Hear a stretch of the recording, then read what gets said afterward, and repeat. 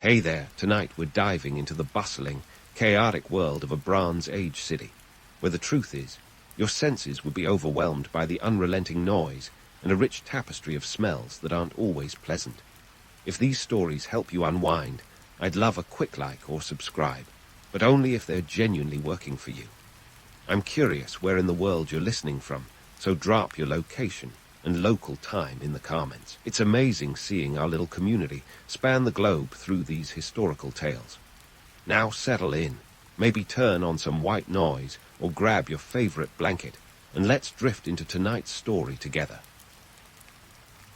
The sun isn't just a ball of gas burning millions of miles away. Today, it's your alarm clock, and it's pretty relentless. Forget about hitting snooze. You're in a Bronze Age city, and that fiery orb is already blazing through the open window, casting a warm glow over the rough-hewn walls of your abode. No curtains to block it out, no apps to delay the inevitable rise and grind. And speaking of grinding, the sound of quern stones turning grain into flour is your morning soundtrack, with a side of bleating goats and clucking chickens.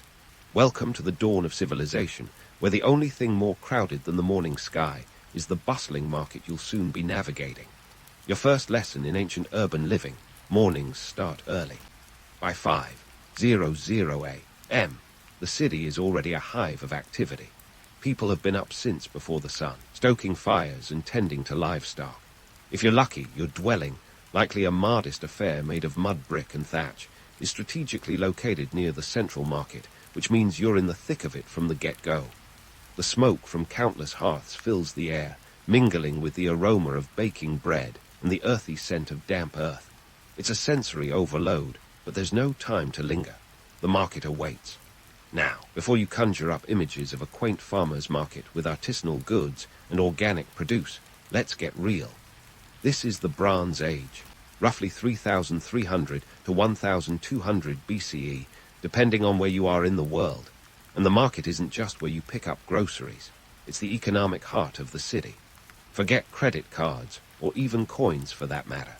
The economy is a barter system, so be prepared to haggle over a bushel of grain or a slab of meat. Value is determined by necessity and scarcity, not some shiny bit of metal. By the time you reach the market, it's a cacophony of voices. Traders from nearby villages have arrived with carts laden with goods, everything from barley and emmer wheat to copper tools and woolen textiles. As you move through the crowd, you notice the social hierarchies playing out in real time.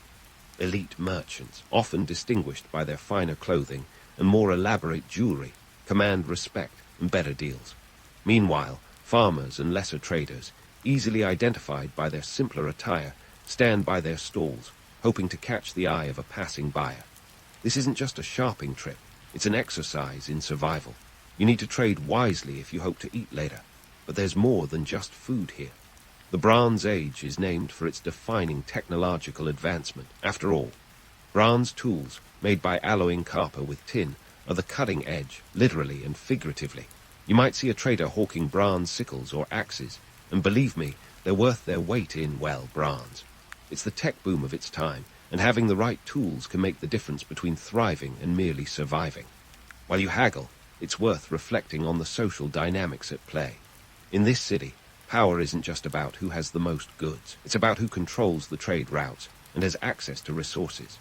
The merchant class and political elites often overlap, with the latter leveraging control over trade to maintain power. This is the dawn of economic inequality, folks, and it's as real as the dirt under your sandals. Before you know it, it's mid-morning, and the sun is officially at full throttle. You've managed to secure some grain and a few vegetables, maybe even a piece of dried meat if you're lucky. The weight of it all hangs in the woven basket slung over your shoulder. As you make your way back through the throngs of people, you might catch snippets of conversation. News travels fast in a world without newspapers or social media. Someone's ox has fallen ill. A neighboring village is rumored to have had a poor harvest. The city ruler is planning a festival. Information is power, and gossip is the Bronze Age equivalent of a newsfeed. As you weave through the market, you can't help but notice the distinct lack of personal space. Crowds jostle you from side to side, and the concept of a personal bubble is as foreign as an iPhone. It's all part of the charm or chaos, depending on your perspective. But let's face it, There's no room for introverts here. You're part of a sprawling community, and anonymity isn't an option. That's the price of civilization, my friend. By the time you return to your dwelling, the day is well underway, and you've already lived a lifetime in the market. The sun continues its relentless march across the sky, marking the passage of time in this world without clocks. As you set down your basket and catch your breath, you're reminded that you're just a small player in a much larger story. A story of trade, power, and survival that's been unfolding for millennia. Welcome to the Bronze Age, where every morning is a fresh start, but also a reminder of the grind that never really ends. And just like that, the basket's down, your shoulders ache, and you're contemplating the next phase of your Bronze Age marathon, work. The concept of clocking in might be a few thousand years off, but trust me, the grind waits for no one. You're about to dive headfirst into the world of Bronze Age labor, where sweat is the currency and exhaustion comes free with every task. So what's on the docket today? Perhaps you're an artisan, one of the lucky ones, if you can call it that. Artisans are the rock stars of their era, except the only crowds cheering are the other townsfolk hoping they can afford your wares. You're crafting tools, jewelry, or maybe even weapons. It's all about bronze, baby, a miraculous metal that defined an age. But it's not all glamour and glitz. Forging bronze is nothing short of alchemy, and it demands skill, patience, and a dash of insanity. Bronze, that magical alloy of copper and tin, wasn't just lying around waiting to be picked up. Copper had to be mined, often in sweltering conditions, and tin was even rarer, sourced from places as distant as modern-day Afghanistan. Yup, you heard right. The original supply chain nightmare. Those trade routes sprawled across hundreds, sometimes thousands, of miles. Picture caravans of pack animals plodding along, each laden with raw materials worth more than a few fortunes. And you think your Amazon delivery's slow. Try waiting months for your tin shipment to arrive. The staggering cost of these materials meant that a simple bronze tool was a luxury item. Forget about buying in bulk. Every ingot was precious. If you wanted a new axe or plowshare, you'd better be ready to barter the equivalent of a small farm. This scarcity turned bronze into a status symbol, the ancient world's answer to designer handbags or the latest tech gadget. If you had bronze, you had power. That's why these tools didn't just shape metal, they shaped society. Let's not romanticize this too much, though. The life of an artisan was demanding, physically and mentally. You're working by the heat of a roaring furnace, shaping metal with rudimentary tools, all while praying that you don't botch that crucial sword order for the local chieftain. Because in a world where might often makes right, you really don't want to disappoint the guy with the biggest army. And speaking of armies, the military implications of bronze were immense. Those who controlled the supply lines controlled the power dynamics, and entire empires rose and fell on the strength of their bronze caches. In a way, bronze was the original arms race. Cities fortified with bronze weapons had a significant edge, and you can bet that every ruler worth his salt was angling to get his hands on the finest swords and shields. But let's not forget the unsung heroes of this saga. The traders and merchants who risked life and limb to transport these precious goods across treacherous terrains. They navigated rivers, crossed deserts, and dodged bandits, all in the name of commerce. And here's the kicker. These guys weren't just moving metals. They were spreading ideas, technologies, even languages. Trade routes were the internet of the ancient world, wiring distant cultures together in a complex web of exchange. So, as the sun climbs higher in the sky, you're knee-deep in the laborious realities of Bronze Age life. Whether you're sweating it out as a craftsman, strategizing as a merchant, or flexing your political savvy as a city leader, one thing's for certain. Life in this era is anything but simple. The stakes are high, the work is grueling, and the rewards are as elusive as they are tantalizing. And there you have it, a glimpse into the relentless hustle that defined a civilization. The Bronze Age was a time of innovation, yes, but also of intense labor and staggering inequality. As you wipe the sweat from your brow, remember that each piece of bronze you forge or trade doesn't just tell a story of craftsmanship. It tells a story of human ambition, of a world ever reaching for the next horizon. As the day rolls on, you're left pondering the intricate dance of trade and labor, of power and survival. The threads of this complex tapestry are woven with the sweat and toil of countless individuals, each playing their part in an endless cycle of creation and destruction. But don't get too comfortable. There's more to uncover in this age of metal and might. The sun may be high, but the day is far from over. Keep your eyes open and your wits about you. After all, the Bronze Age waits for no one. As you wipe the sweat from your brow, it hits you. The Bronze Age is a relentless marathon of toil, but even the hardest workers have to eat. Enter lunchtime, though don't get too cozy, because here it's more of a survival tactic than a leisurely escape. Forget your visions of sprawling buffets and Instagrammable brunches.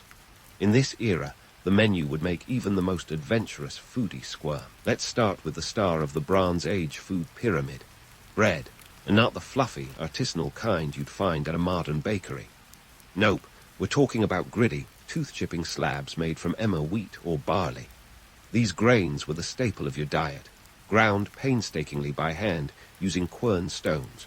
Imagine munching on a slice of bread so textured you'd swear you're exfoliating your gums, and you'd better be careful. Archaeologists have found that the grit from stone-ground flour often wore down teeth prematurely, which could lead to infections. Ouch. But hey, at least you've got some protein right. If you're lucky. Meat isn't exactly a daily indulgence for the average city dweller. Chickens and goats are more valuable alive for their eggs and milk than they are on your plate. A chunk of dried meat might make an appearance, but it's more of a cameo than a starring role. You're likely to see lentils, beans, and maybe a few vegetables gathered from your morning market run, cautiously mixed into a stew. It's the original farm-to-table movement, minus the Michelin stars. And let's not forget the beverages. Water is, well, not always the safest option. Enter the fermented drinks. Beer and a primitive form of wine were the beverages of choice, not just for their buzz, but because fermentation kills off harmful bacteria. That's right. Your afternoon pint isn't just for pleasure, it's a public health measure. It's like the ancient version of filter coffee, just with more potential to knock you on your backside. Now, you might be imagining these meals happening in the quiet corner of a home, but think again. Meals were often communal, a chance to gather and share news, gossip, or rumors. Food was a social glue, binding families and communities together, with each bite a testament to the collective effort of agriculture, trade, and even religious belief. Because here's the twist. Eating was as much a spiritual affair as it was sustenance. Religion and ritual were woven into the very fabric of mealtime. The gods and goddesses of the Bronze Age were as hungry for offerings as you were for lunch. Sacrifices were made, from the first fruits of the harvest to the occasional animal. These rituals were a way to curry favor with the divine, ensuring good weather, bountiful crops, and the overall well-being of the community. Picture it, a priest presiding over the meal, invoking blessings as smoke from a sacrificial altar mingles with the aroma of your stew. It's like a spiritual seasoning, adding layers of meaning to every bite. This isn't just about appeasement, though. Religious rituals were practical, too. They marked the passage of time, divided the year into seasons, and dictated when certain foods were harvested. The agricultural calendar was a sacred text, its rhythms as predictable as the sunrise. Spring meant planting, summer saw the crops grow, autumn brought the harvest, and winter was a time to conserve and prepare. Every meal was a reminder of this cycle, a nod to the forces beyond human control. And while we're on the subject of control, let's talk about the agricultural practices that kept your table from being perpetually empty. Farming in the Bronze Age was no walk in the park. Forget tractors and fertilizers. This was back-breaking work, with wooden plows pulled by oxen and fields seeded by hand. Crop rotation was crucial. Planting the same crop repeatedly would deplete the soil, a mistake you couldn't afford when your survival depended on every grain harvested. When the harvest came in, it was a communal effort, a time of celebration and relief. Grain was stored in large granaries, often controlled by the ruling elite or religious leaders. This concentration of resources meant food could be distributed during lean years, but it also made those who controlled the granaries incredibly powerful. You could say the original gatekeepers of food security were also the architects of social stratification. So, as you sit there nibbling on your gritty bread and sipping your safety beer, take a moment to appreciate the complexity of this Bronze Age banquet. Every bite is a microcosm of the world you inhabit, a world where survival is a constant dance with nature, the divine, and your fellow humans. It's a reminder that food isn't just about nutrition, it's about culture, community, and control. And just like that, Your lunch break is over. Time to get back to the grind, whether that's in the fields, at the forge, or haggling in the marketplace. The sun continues its journey across the sky, unrelenting as ever, and the hustle of the Bronze Age resumes with the same fervor that sustained humanity for millennia. You've got a long afternoon ahead, and in this world, there's no rest for the ambitious. Keep your wits sharp, your tools sharper, and remember, in the Bronze Age, every moment is an opportunity to carve out your place in a world that's as relentless as it is fascinating. The sun shows no mercy as it climbs higher, and so do the odors that define city life in the Bronze Age. Forget the romanticized scent of ancient temples and spices wafting through the air. What you're really smelling is the heady cocktail of sweat, livestock, and waste, all simmering under the relentless sun. Ah, the sweet aroma of civilization, or at least the lack of modern sanitation. Welcome to urban planning, Bronze Age style, where the only thing more muddled than the city layout is the political landscape keeping it all together. Step out of your midday haze and take a closer look. Cities like Uruk or Mycenae didn't have the luxury of modern sewer systems. Waste disposal was a daily battle, often fought with a combination of open drains and sheer hope. Streets were narrow, winding labyrinths, designed more by accident than any architectural genius. If you tripped on a cobblestone, you'd likely end up with a face full of whatever the neighbor's goat left behind. Yet somehow, this chaos functioned, and it was a testament to the ingenuity, or desperation, of its inhabitants. Public works were a patchwork of necessity and innovation. Take the Great Bath of Mohenjo-Daro, for instance. Built around 2500 BCE, this ancient marvel was a communal bathing facility, a rare glimpse of urban planning sophistication in a world where most cities were still figuring out how to manage their trash. It was a testament to the Indus Valley civilization's commitment to hygiene and social order, something other cities could only dream of. But let's not get too carried away with admiration. For every great bath, there were countless cities struggling to keep up with the demands of their growing populations. Absence of centralized sanitation systems meant that disease was a constant threat. Malaria, dysentery, and other delightful maladies lurked in the shadows, ready to strike the unsuspecting city dweller. It's no wonder that life expectancy was a dicey affair, often not stretching much beyond 35 years. In this world, survival wasn't just about having the right tools or making the right trades.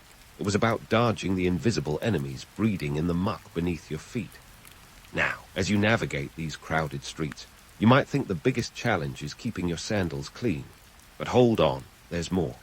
The real drama unfolds in the form of political machinations that could give even the shadiest modern politician a run for their money.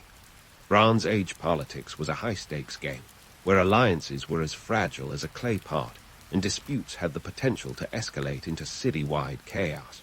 Take, for instance, the city-states of Sumer. Each city was essentially a sovereign entity, ruled by a king or a priest-king who wielded both secular and religious power.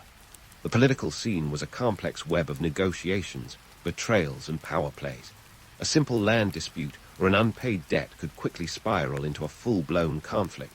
Imagine Game of Thrones, but with more mud and fewer dragons. And don't even get me started on the legal systems, or lack thereof. In the Bronze Age, justice was swift, often brutal, and occasionally bewildering.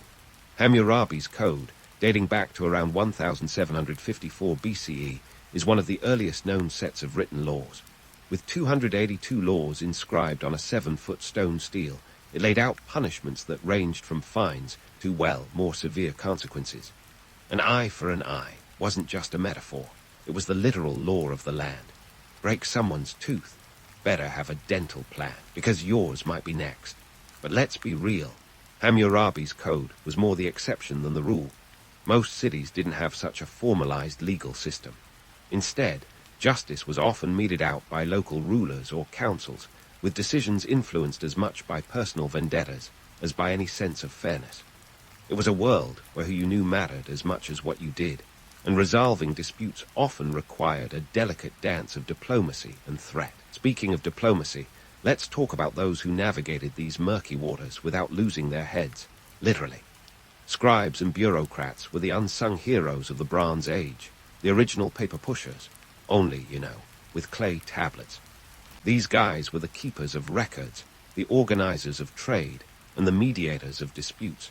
They were the glue that held the city together, even if their contributions often went unnoticed by the common folk. But let's not romanticize their lives too much.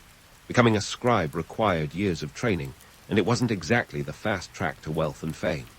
These diligent workers were more akin to modern-day civil servants, essential but often underappreciated. Still, if you had to choose a profession in this turbulent world, scribe was definitely a safer bet than, say, soldier or merchant. As the afternoon heat reaches its peak, you might find yourself longing for the shade of a palm tree or the cool embrace of a mud brick home.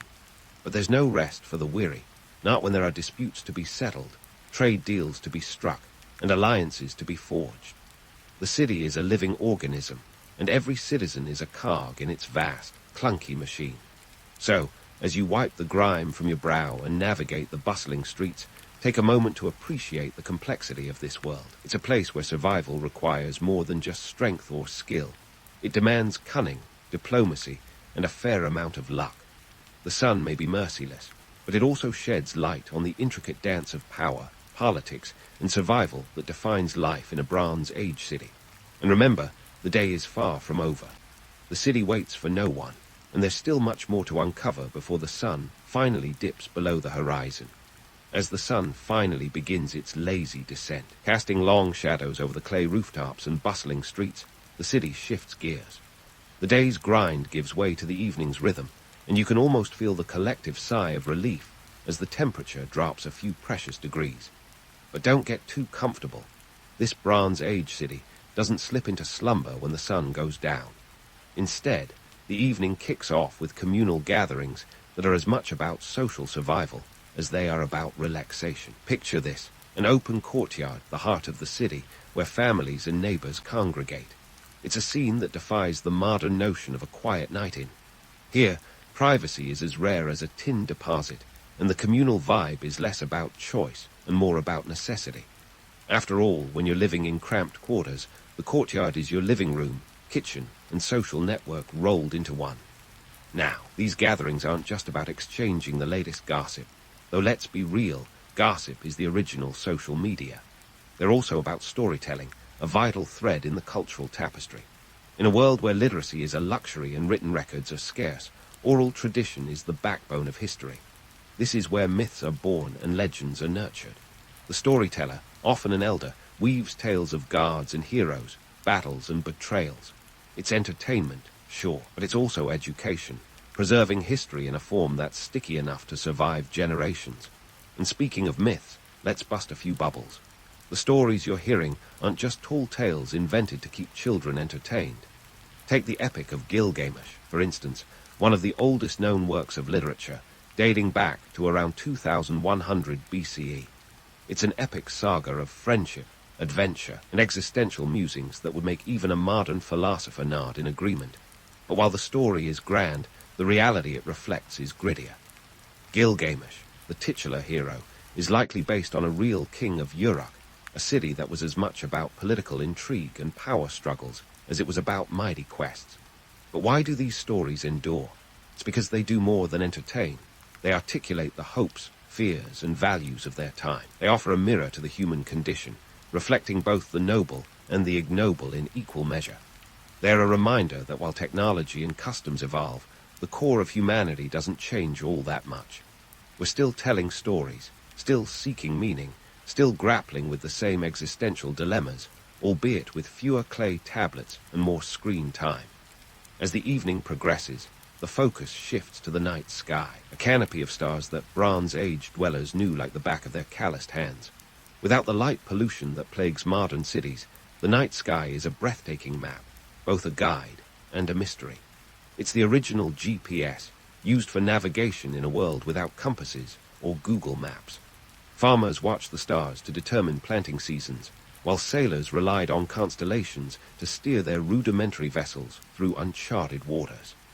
Yet, for all its guidance, the night sky is also a harbinger of mystery. To the Bronze Age mind, the heavens aren't just a scientific phenomenon. They are the realm of the gods, a celestial stage where divine dramas unfold. Eclipses are omens, comets are messengers, and each twinkling star might just be a deity keeping watch. It's a worldview that blends observation with imagination, science with myth, in a way that's both enchanting and grounding. And while we're on the subject of myths and legends, let's talk about the ones that have survived to this day. The story of Troy, for example, immortalized by Homer's Iliad, is a tantalizing mix of fact and fiction. For years, people debated whether Troy was a real city or just a figment of poetic imagination. That is until Heinrich Schliemann, the 19th century archaeologist, stumbled upon its ruins in what is now Turkey. Turns out, the city was real, even if the wooden horse was likely a creative embellishment. But here's the kicker. The reality of Bronze Age life was both harsher and more fascinating than any romanticized tale. It was a time when survival was a daily battle, where the line between life and death was as thin as a reed mat. Disease, famine, and warfare weren't just plot devices, they were ever-present threats. Yet, amid the struggle, there was innovation, creativity, and an indomitable spirit that drove people to build, explore, and dream. As the night deepens and the city finally starts to quiet down, you might find yourself contemplating the legacy of this era. The Bronze Age was more than just a historical footnote. It was a crucible of human development. It laid the groundwork for future civilizations, its innovations and ideas echoing through time.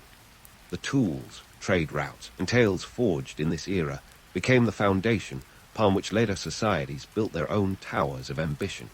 So, as you drift off to sleep under the same stars that guided your ancient counterparts, remember this. History isn't just a series of dates and events. It's a story of human resilience, a testament to our capacity for both creation and destruction, for storytelling and survival. The Bronze Age may be long gone, but its spirit lives on in every challenge we face and every story we tell. And isn't that the real magic of history? It's not just about what happened. It's about how it continues to shape who we are today. Alexander Hamilton entered this world under less than glamorous circumstances that wouldn't exactly scream future founding father. Born on January 11, 1755, or maybe 1757, because even his birth year is up for debate, in the Caribbean island of Nevis. He was the product of a scandalous union between James Hamilton, a Scottish trader, and Rachel Fawcett, a woman whose marital status at the time was complicated. Let's just say that Rachel's previous husband wasn't exactly thrilled about her new family dynamics. So, Alexander started life with a bit of a social handicap, the son of a woman who had a reputation, and a father who would eventually abandon the family. Not the kind of pedigree you'd expect for someone destined to have his face on the $10 bill, right? Fast forward to Hamilton's teenage years, and you'll find him working as a clerk in a trading company on St. Croix. Picture a 14-year-old boy with the mind of an economist and the resilience of a cockroach. He quickly learned the ropes, mastering the intricacies of trade, finance, and the cutthroat art of negotiation. His knack for business caught the eye of his boss, who decided to fund Hamilton's education in the colonies. Because, yes, even back then, networking was everything. By 1773, Hamilton landed in New York City, ready to make his mark on the world. Picture this young immigrant stepping off the boat with nothing but a few coins in his pocket and ambition oozing from his pores. At King's College, now Columbia University, he quickly made waves and friends in high places with his sharp intellect and even sharper pen. He was a prolific writer, penning essays that didn't just sit on dusty shelves, but were published and circulated, raising eyebrows and winning him influence. Hamilton's rise to prominence coincided with the rumblings of revolution. He was too young to sign the Declaration of Independence, but not too young to make a name for himself as a fierce advocate for the colonial cause. He joined a New York volunteer militia, and his prowess in the field soon got him noticed by none other than George Washington. You know, the guy who'd eventually become the first president of the United States. No big deal. Washington, recognizing talent when he saw it, made Hamilton his aide-de-camp. This wasn't just a cushy desk job. It was a position of immense trust and responsibility, akin to being the chief of staff to the CEO of a burgeoning nation. Hamilton was in the thick of it, drafting letters, formulating strategies, and occasionally reminding Washington to take a break from chopping down metaphorical cherry trees. Hamilton's charm was legendary, and his ability to get under people's skin was equally unmatched. He was one of those people who could charm your socks off while also making you want to strangle him with them. His friendships with influential figures weren't just about rubbing elbows. They were strategic alliances. He was the ultimate networker, understanding that to climb the ladder of success, you sometimes had to build the ladder yourself. There's a romanticized myth that Hamilton's journey from the Caribbean to the corridors of power was a straightforward rags-to-riches tale. But let's not sugarcoat it. Hamilton's path was fraught with challenges, betrayals, and enough political intrigue to make Game of Thrones look like a children's story. His rise wasn't just about sheer brilliance. It was also about navigating a world that was often hostile to immigrants and outsiders. In many ways, his story is less about destiny and more about dogged determination. Hamilton's early life is a testament to the power of ambition and the belief that with enough grit, you could overcome the odds stacked against you. He wasn't just a product of his environment. He was a force that reshaped it. And while the myths might paint him as a plucky hero who charmed his way to the top, the reality was far more complex. Hamilton was a man who seized opportunities with both hands, often stepping on toes and egos along the way. And in the rough and tumble world of 18th century politics, that was a skill worth more than its weight in gold or $10 bills.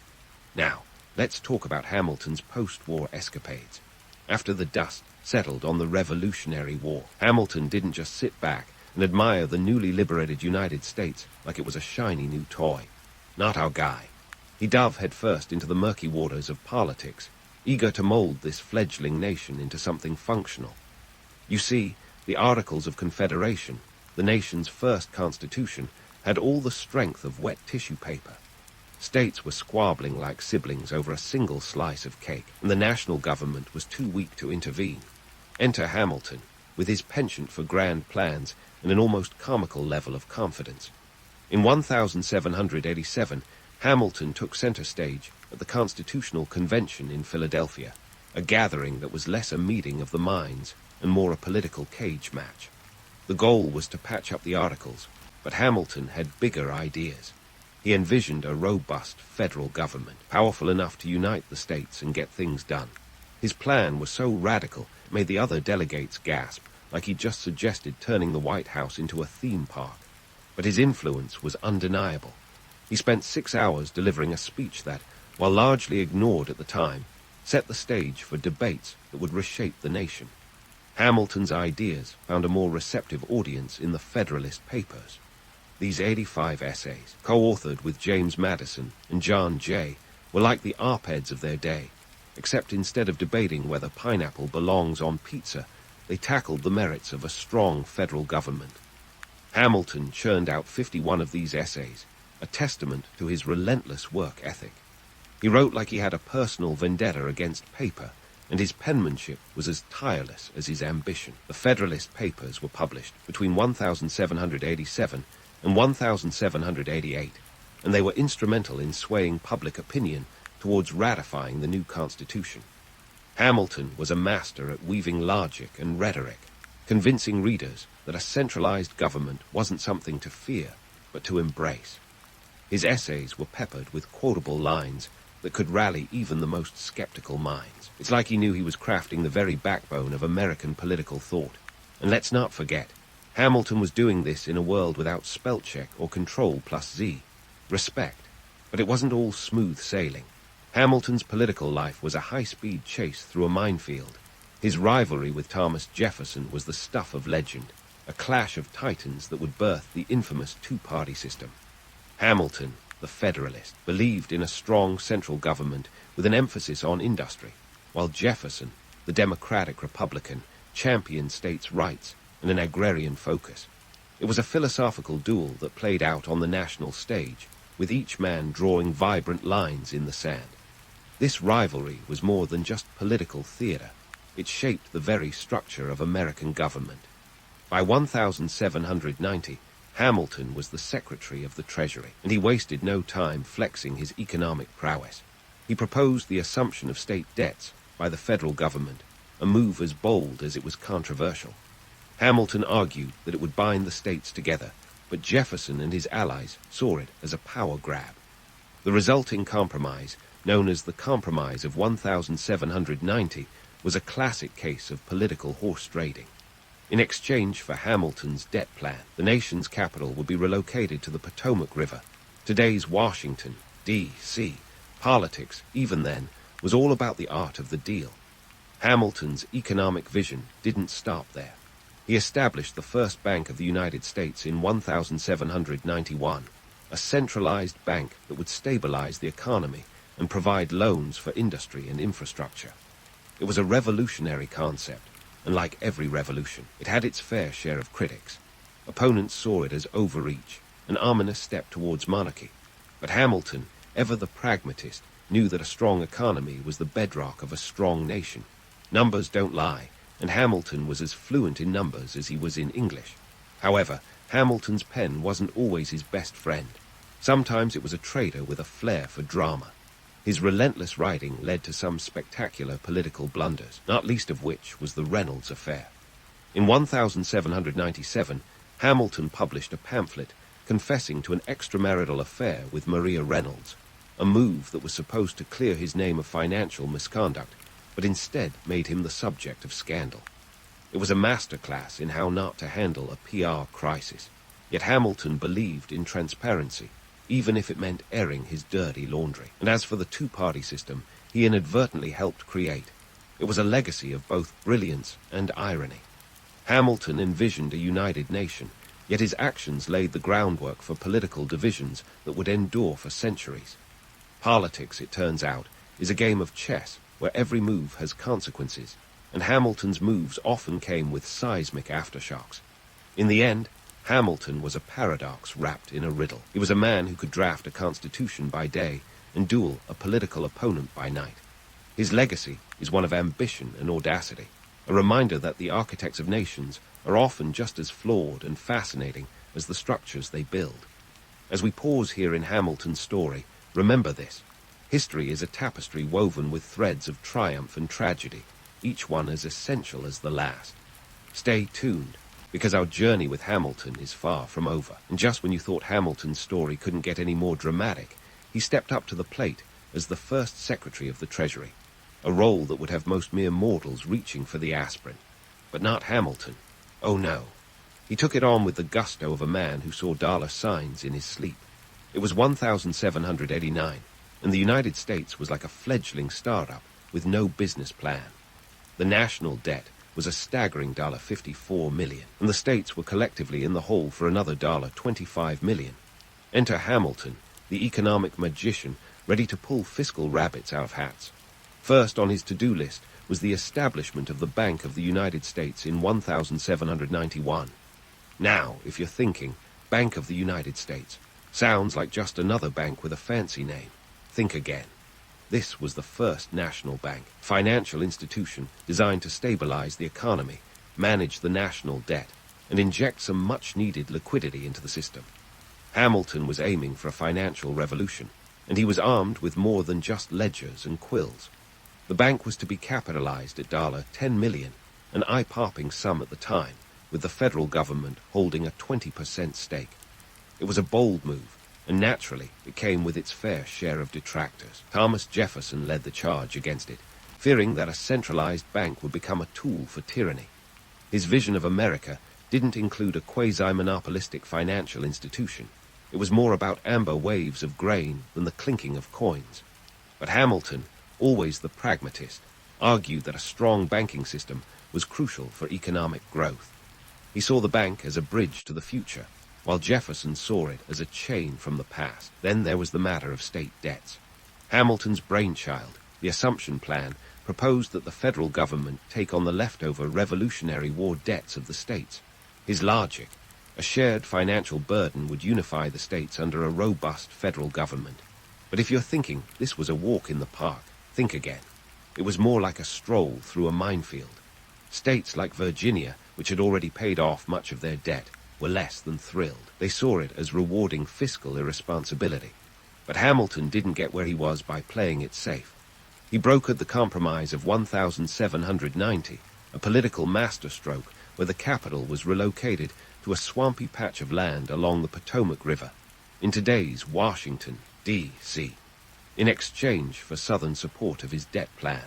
It was a classic case of quid pro quo, with Hamilton proving once again that politics is often less about ideology and more about the art of the deal.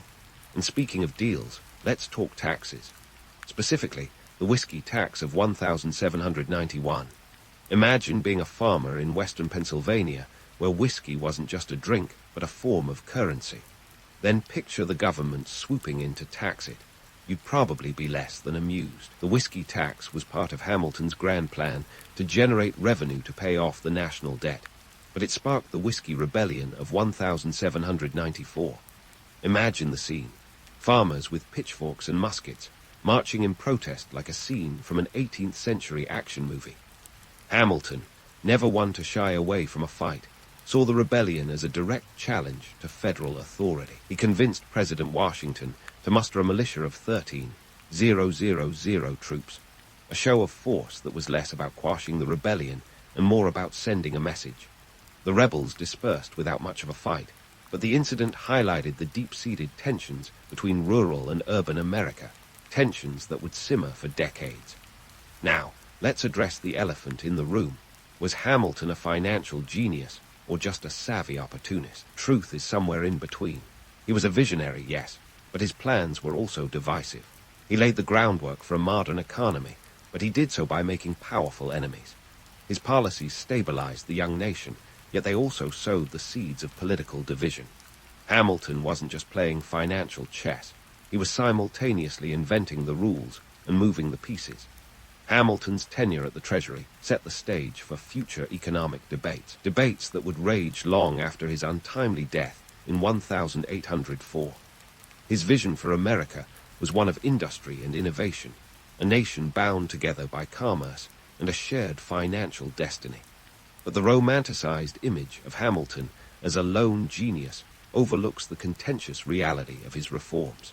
He was a man who thrived in the chaos of politics, a lightning rod for controversy, who understood that progress often requires stepping on a few toes, or a few thousand. In the end, Hamilton's legacy isn't just about numbers and banks. It's about the audacity to dream of a nation that could transcend its limitations. He was the architect of the American financial system, a system that would evolve and adapt, shaped by the very debates he ignited. And while his myth paints a picture of a financial wizard with all the answers, the reality is far more complex. Hamilton was a man of contradictions, a visionary who laid the foundation for an economic powerhouse while simultaneously lighting the fuse for future conflicts. As we leave Hamilton here, standing at the helm of the Treasury, remember that history is a dance between legend and reality, and Hamilton's story is one that continues to captivate, challenge, and inspire. So, as we leave Hamilton standing in the Treasury, let's pivot to the part of his life that reads more like a soap opera than a history book. If Hamilton's public life was a masterclass in political maneuvering, his personal life was a series of spectacular missteps that would make even the most seasoned tabloid editor blush. And what better place to start than the infamous Reynolds affair, a scandal that combined sex, money, and public confession into a cocktail that would have even the most jaded founding fathers raising their eyebrows. Picture this. It's 1791, and Hamilton, ever the workaholic, is approached by a woman named Maria Reynolds. She claims to be in dire straits, abandoned by her husband, and in desperate need of help. Hamilton, perhaps seeing himself as a knight in shining armor, or maybe just seeing an opportunity, agrees to assist. What starts as a charitable gesture quickly spirals into a full-blown affair. Now, if Hamilton had left it there, he might have gotten away with it. But this is Hamilton we're talking about, never one to do things by halves.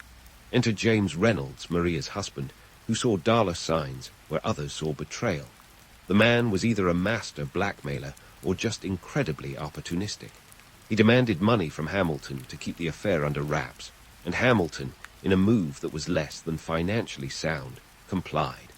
Fast forward to 1797, when Hamilton's political enemies got wind of the affair and the payments.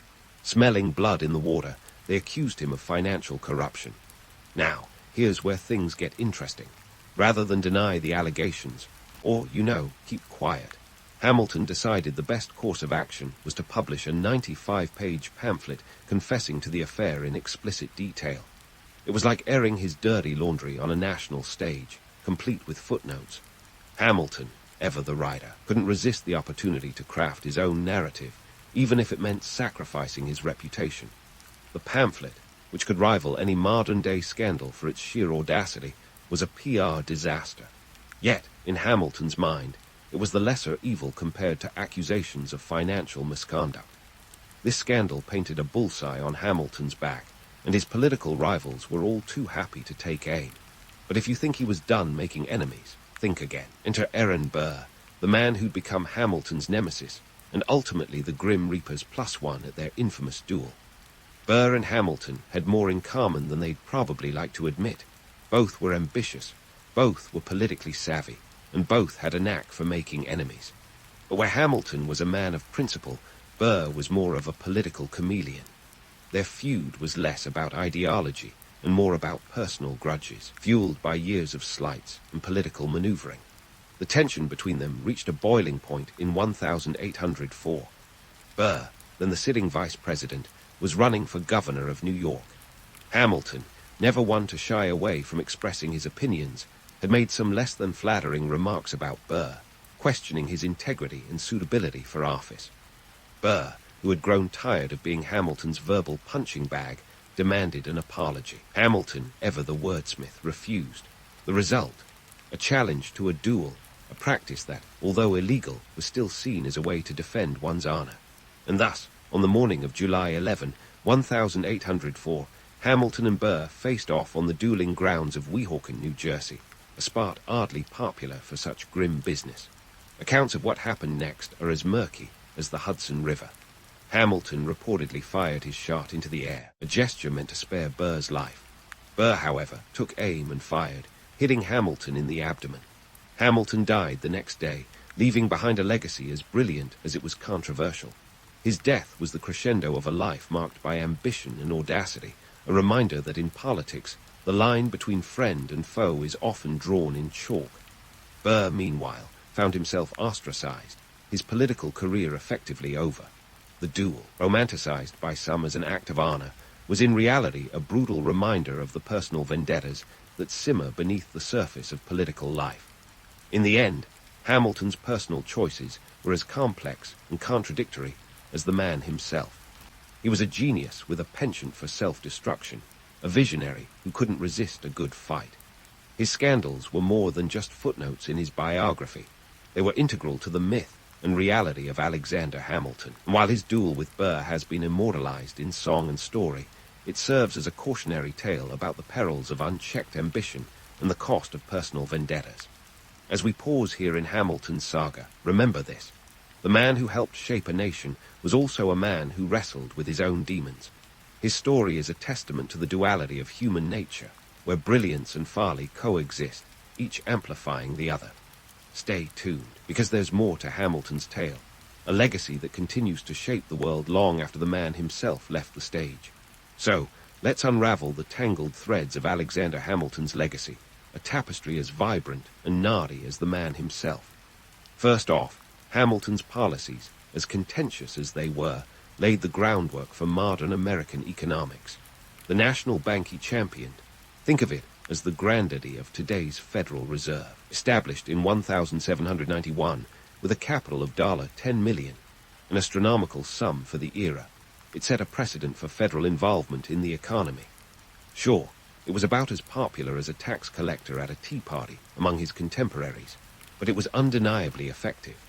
Hamilton's vision of a centralized financial system allowed the fledgling United States to stabilize its currency, manage debts, and spur industrial growth. Fast forward a couple of centuries, and you'll find echoes of Hamilton's financial architecture in every corner of the American economic landscape.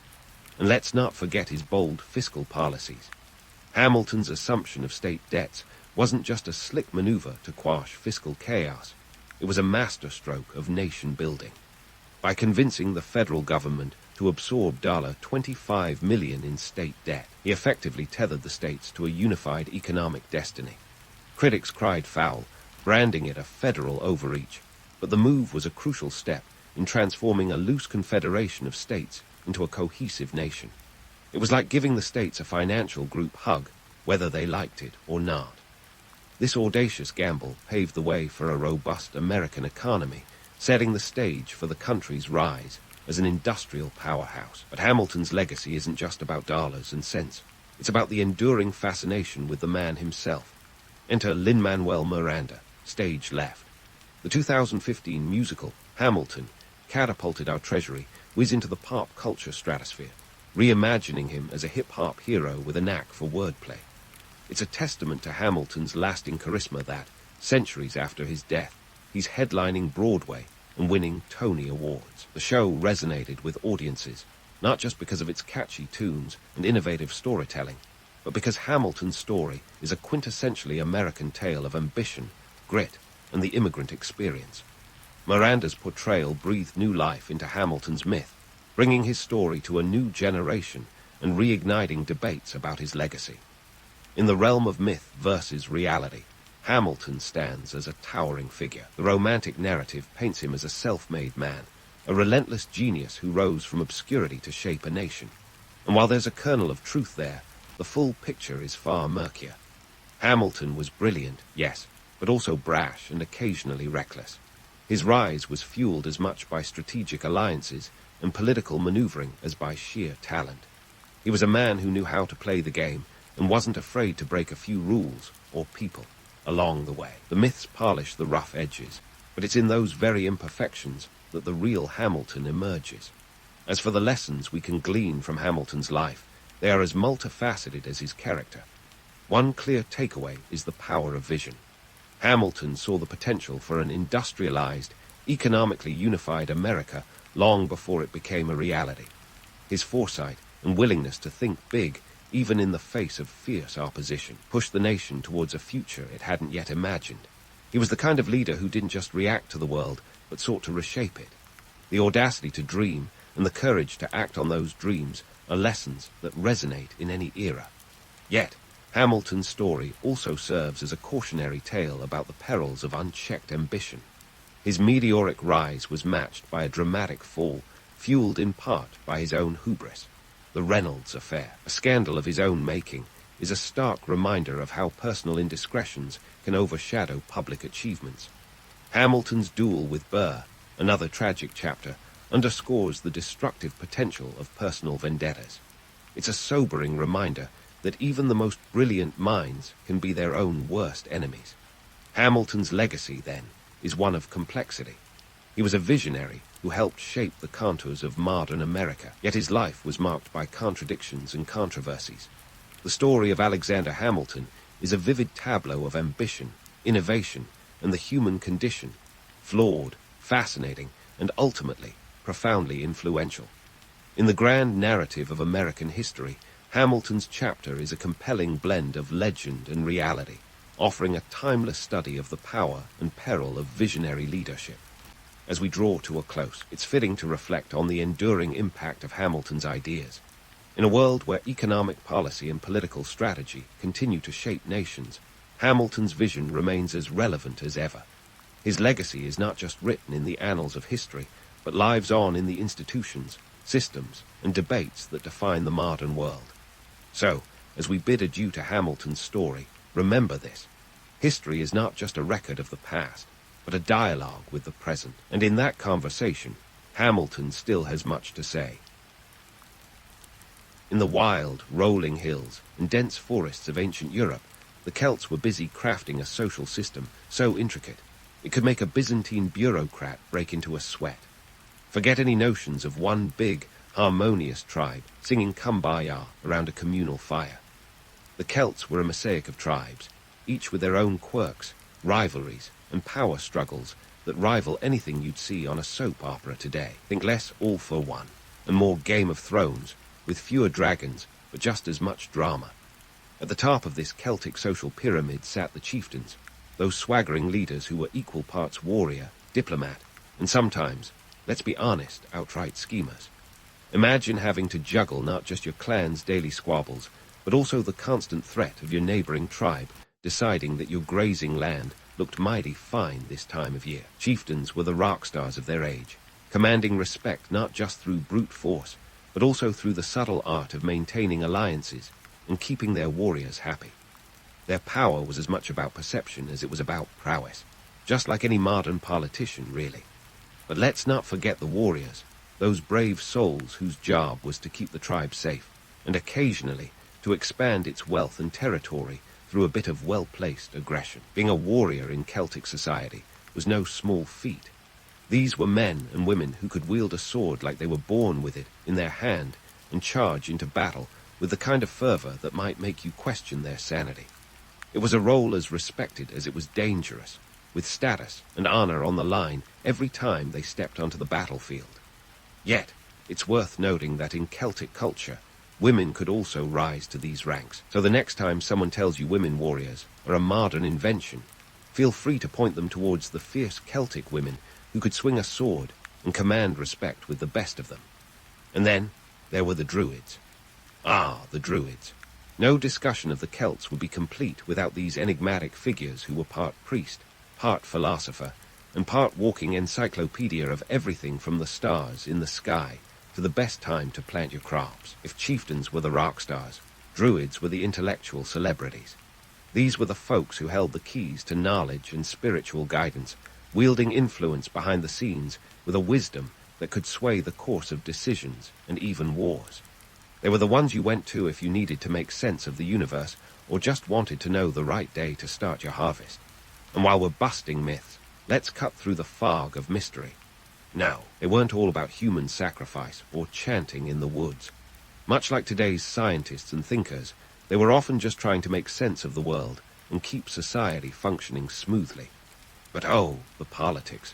You see, the Celts were not just a singular entity, but a collection of tribes, each with their own leaders and agendas.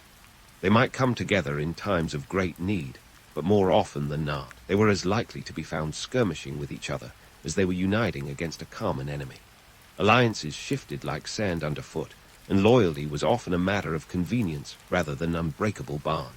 It's a bit like a medieval version of office politics, everyone scrambling for control, maneuvering for power, and occasionally stabbing each other in the back, sometimes literally.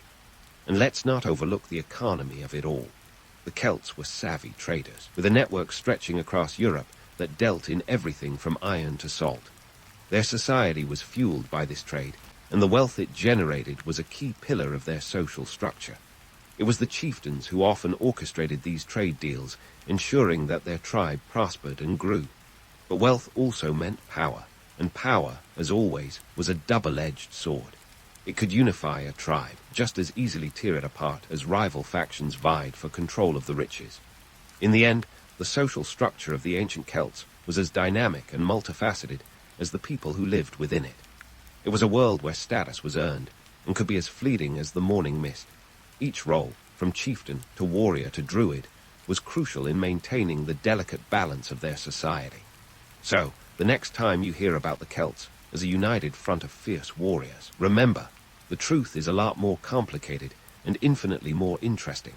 So, if you're picturing the Celts as a ragtag bunch of wild-haired warriors, constantly at each other's throats and living off the land like a bunch of prehistoric hipsters, prepare for a surprise. These folks were no strangers to the grind of daily life, and their economic practices were anything but primitive. Let's take a stroll through a Celtic market and see just what made their economy tick. First stop, cattle farming. Forget Bitcoin, cattle was the original currency, moving money, if you will. In Celtic society, owning cattle was like having a stock portfolio bursting with blue chips. A single cow could be worth more than a year's wages for a laborer. Cattle were the backbone of the economy, and a status symbol rolled into one. You could measure a chieftain's wealth by the size of his herd, and these animals were as much about barter as they were about bragging rights. Need to seal a political alliance? Send over a few cows. Want to get married? Better have some bovine bling to back up that proposal. But it wasn't all about the cows. These enterprising Celts were also dab hands at metalwork, producing intricate designs that would make today's Etsy sellers green with envy. Celtic metalwork wasn't just pretty, it was practical and political. Iron was the steel of the day, and having the skill to work it into weapons, tools, and jewelry meant power and influence. A beautifully crafted sword wasn't just a means of protection, it was a status symbol, a declaration of your tribe's skill and sophistication. And let's not forget the torques, those iconic neck rings that screamed, "I have arrived," in Celtic high society. Wearing a torque was like rocking a designer label, signifying wealth and prestige. Now, if you think the Celts were all about keeping it local, think again. These folks had trade networks that would put ancient Amazon to shame. They had connections stretching from the British Isles all the way to the Mediterranean. The Celts traded tin from Cornwall, salt from Hallstatt, and even amber from the Baltic. It was a veritable smorgasbord of goods crisscrossing Europe, creating a web of trade as complex as the patterns on a Celtic nard. They were the masters of the barter system, swapping goods and services with a finesse that would make a Wall Street trader nod in approval. Of course, with trade comes the question of transportation. Forget Uber or FedEx. The Celts relied on trusty, albeit somewhat smelly, arc-drawn carts and riverboats to move their goods. These weren't your average delivery trucks, but rather the workhorses of the ancient world, plodding along muddy tracks and winding rivers to deliver everything from iron ingots to barrels of beer. And beer, by the way, was another Celtic specialty. Brewing was a craft perfected by these ancient harpy enthusiasts, who knew that a good brew could make tough negotiations a whole lot smoother. Now, let's tackle the elephant, or perhaps the war elephant, in the room. The image of the Celts as mere barbarians is as outdated as last year's smartphone. Sure, they had a penchant for raiding and a flair for battle, but their economic strategies were anything but brute force. They were savvy negotiators, capable of striking deals that would benefit their tribes and ensure their survival in a world where power was as fleeting as a summer rain. These sophisticated strategies were not just about survival, they were about thriving. But myths die hard, don't they? The romantic notion of the Celts as wild, untamed warriors has a certain allure. Yet, the reality is much more interesting. These tribes were not just surviving on the fringes of the Roman Empire, but actively engaging with it, adopting and adapting what worked while stubbornly holding on to their identity. It was a delicate dance between tradition and innovation, a balancing act that required cunning and courage in equal measure. In this world of iron and cattle, of beer and barter, the Celts crafted a society that was as vibrant as it was complex. They were not just warriors, but artisans, traders, and thinkers. So next time you hear someone dismiss the Celts as barbarians, remind them of the talks, the trade routes, and the tribes that wove the fabric of a culture as rich and dynamic as any in ancient history.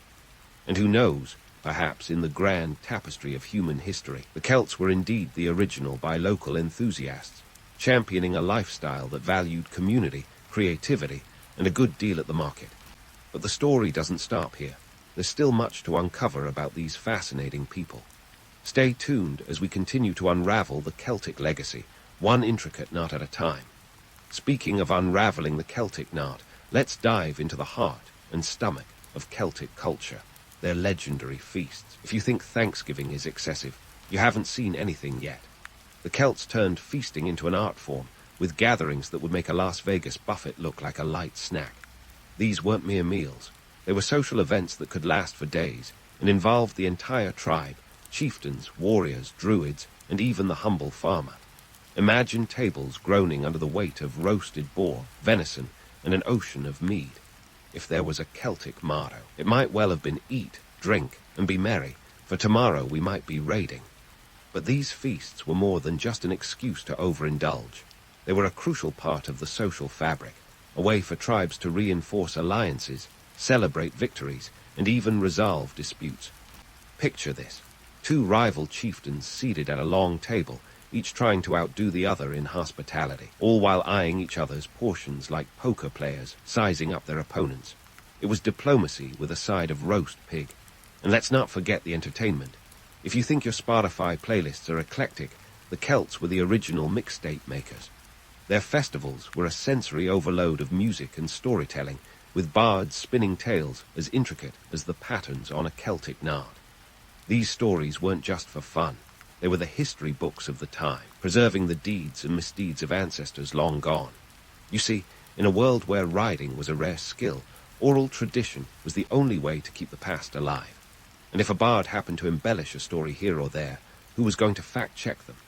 These gatherings often coincided with major festivals, like Samhain, the Celtic New Year, which would eventually morph into our Halloween. Forget trick-or-treating. Samhain was a time when the veil between worlds was thin, and spirits were said to roam the earth. The Celts would light bonfires and don costumes to ward off any ill-intentioned ghosts. Talk about a party with a purpose. Now, I know what you're thinking. Surely all this revelry was a man's game, right? Not so fast. Women in Celtic society played roles that would make even the most progressive modern thinkers do a double take.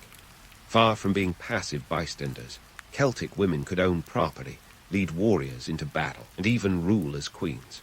Take Boudica, for example, the warrior queen of the Iceni tribe, who led a rebellion against Roman rule in 60 AD. She wasn't just a footnote in history. She was a force of nature, a reminder that women in the ancient world were capable of more than just keeping the hearth warm. And it wasn't just in times of war that women wielded power. In daily life, they were key players in the economy, running households and managing the resources that kept the tribe ticking. They were traders, craftswomen, and sometimes even druids, holding their own in a world that required both grit and grace. So the next time someone tries to tell you that strong women are a modern phenomenon, just point them towards the fiery Celtic lasses who paved the way. Of course, it wasn't all equal opportunities and mead-fueled merriment. The Celts lived in a world where survival was a constant battle, and social structures could be as rigid as they were complex. Chieftains might have been the rock stars, but it was the tribe that kept the show on the road. Everyone had their role, and stepping out of line could have serious consequences. It was a society that valued strength, honor, and loyalty, but it was also one where hierarchy was as important as the sword at your side.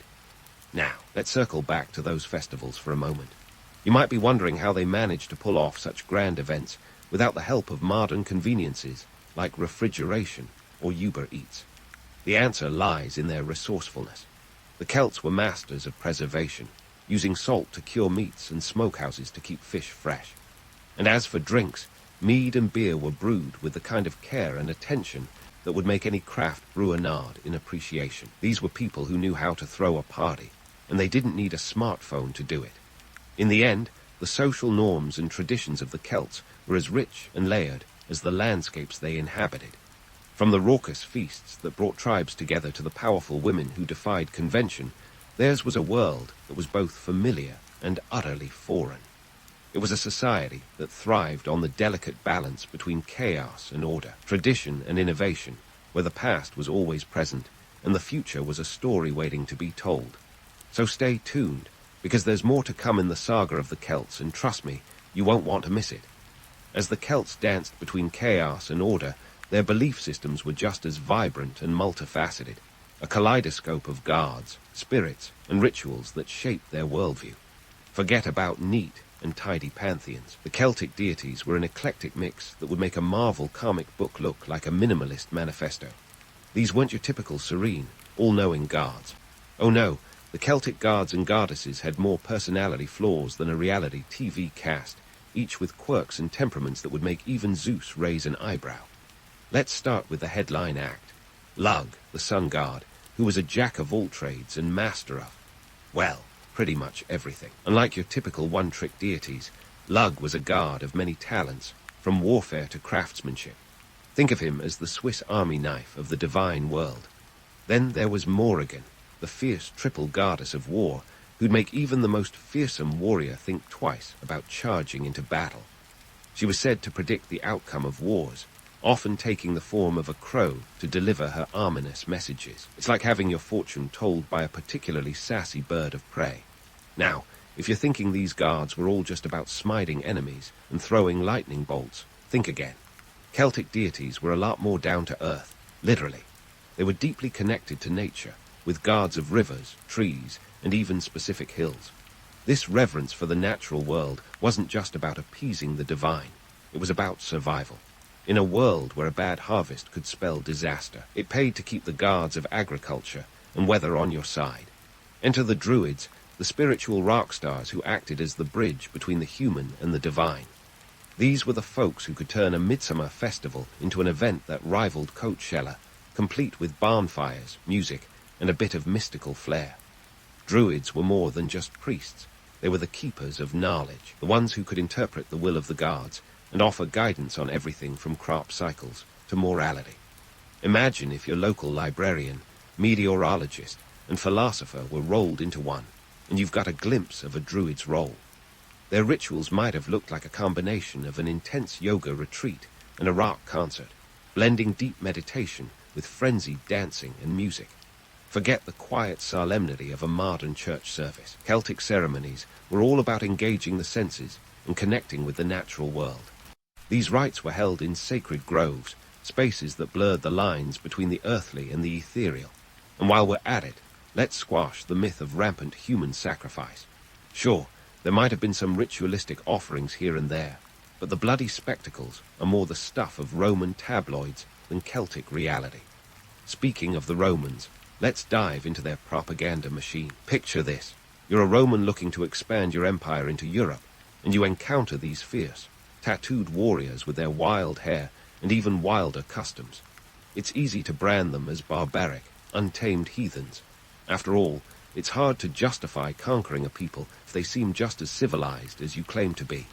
Enter the classic case of ancient fake news. Roman writers painted the Celts as savage and irrational, a convenient narrative that helped justify military campaigns and the imposition of Roman culture.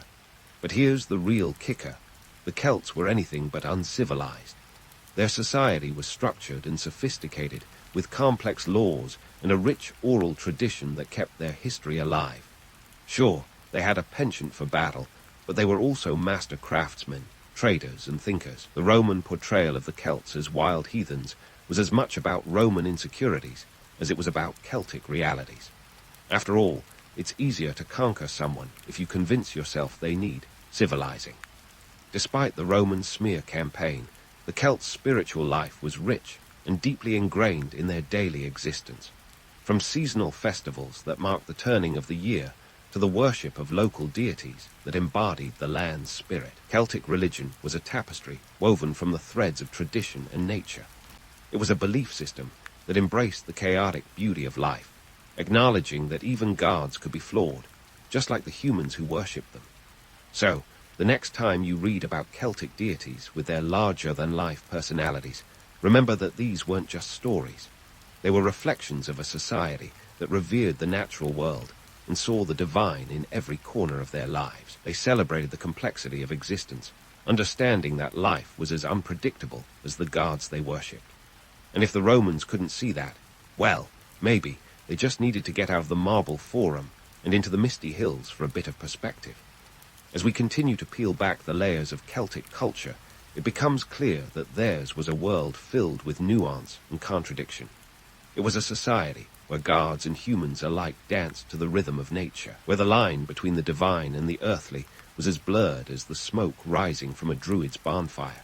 And as we delve deeper into the Celtic legacy, we find that there's always more to discover beneath the surface, a vibrant history waiting to be uncovered, one knot at a time. Stay tuned for more revelations about these fascinating people and their enduring legacy. As we delve deeper into the Celtic legacy, the tale takes a darker turn. The Celts, once masters of their own destinies, soon found themselves facing the relentless tide of Roman expansion. Picture a Roman legion, disciplined, well-armored, and marching with all the precision of a military parade. Now, compare that to the Celts, fierce, brave, but often more like an impromptu jam session than a rehearsed symphony. The clash was inevitable, and the Celts quickly realized that Roman might was more than just a passing storm. The Romans, ever the engineers, built roads that stretched across Europe like arteries pumping the lifeblood of their empire.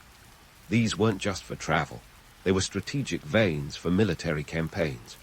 The Roman general Julius Caesar himself famously chronicled his campaigns in Gaul, starting in 58 BC, where he systematically dismantled Celtic tribes like a master chess player knocking down pawns. And while Caesar may have been a bit of a self-promoter, his commentaries read more like a PR campaign than a military report.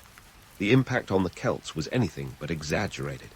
By the time Caesar finished his Gallic Wars in 51 BC, an estimated 1 million Celts were dead, and another million were enslaved. Harsh, but undeniably effective. Yet, in the face of such adversity, the Celtic spirit was not so easily snuffed out. They were like dandelions growing through cracks in the Roman pavement. Their resilience was legendary, and their culture adapted in ways that would leave a lasting impression. While the Romans built their cities and roads, the Celts continued to celebrate their festivals, tell their stories, and honor their gods.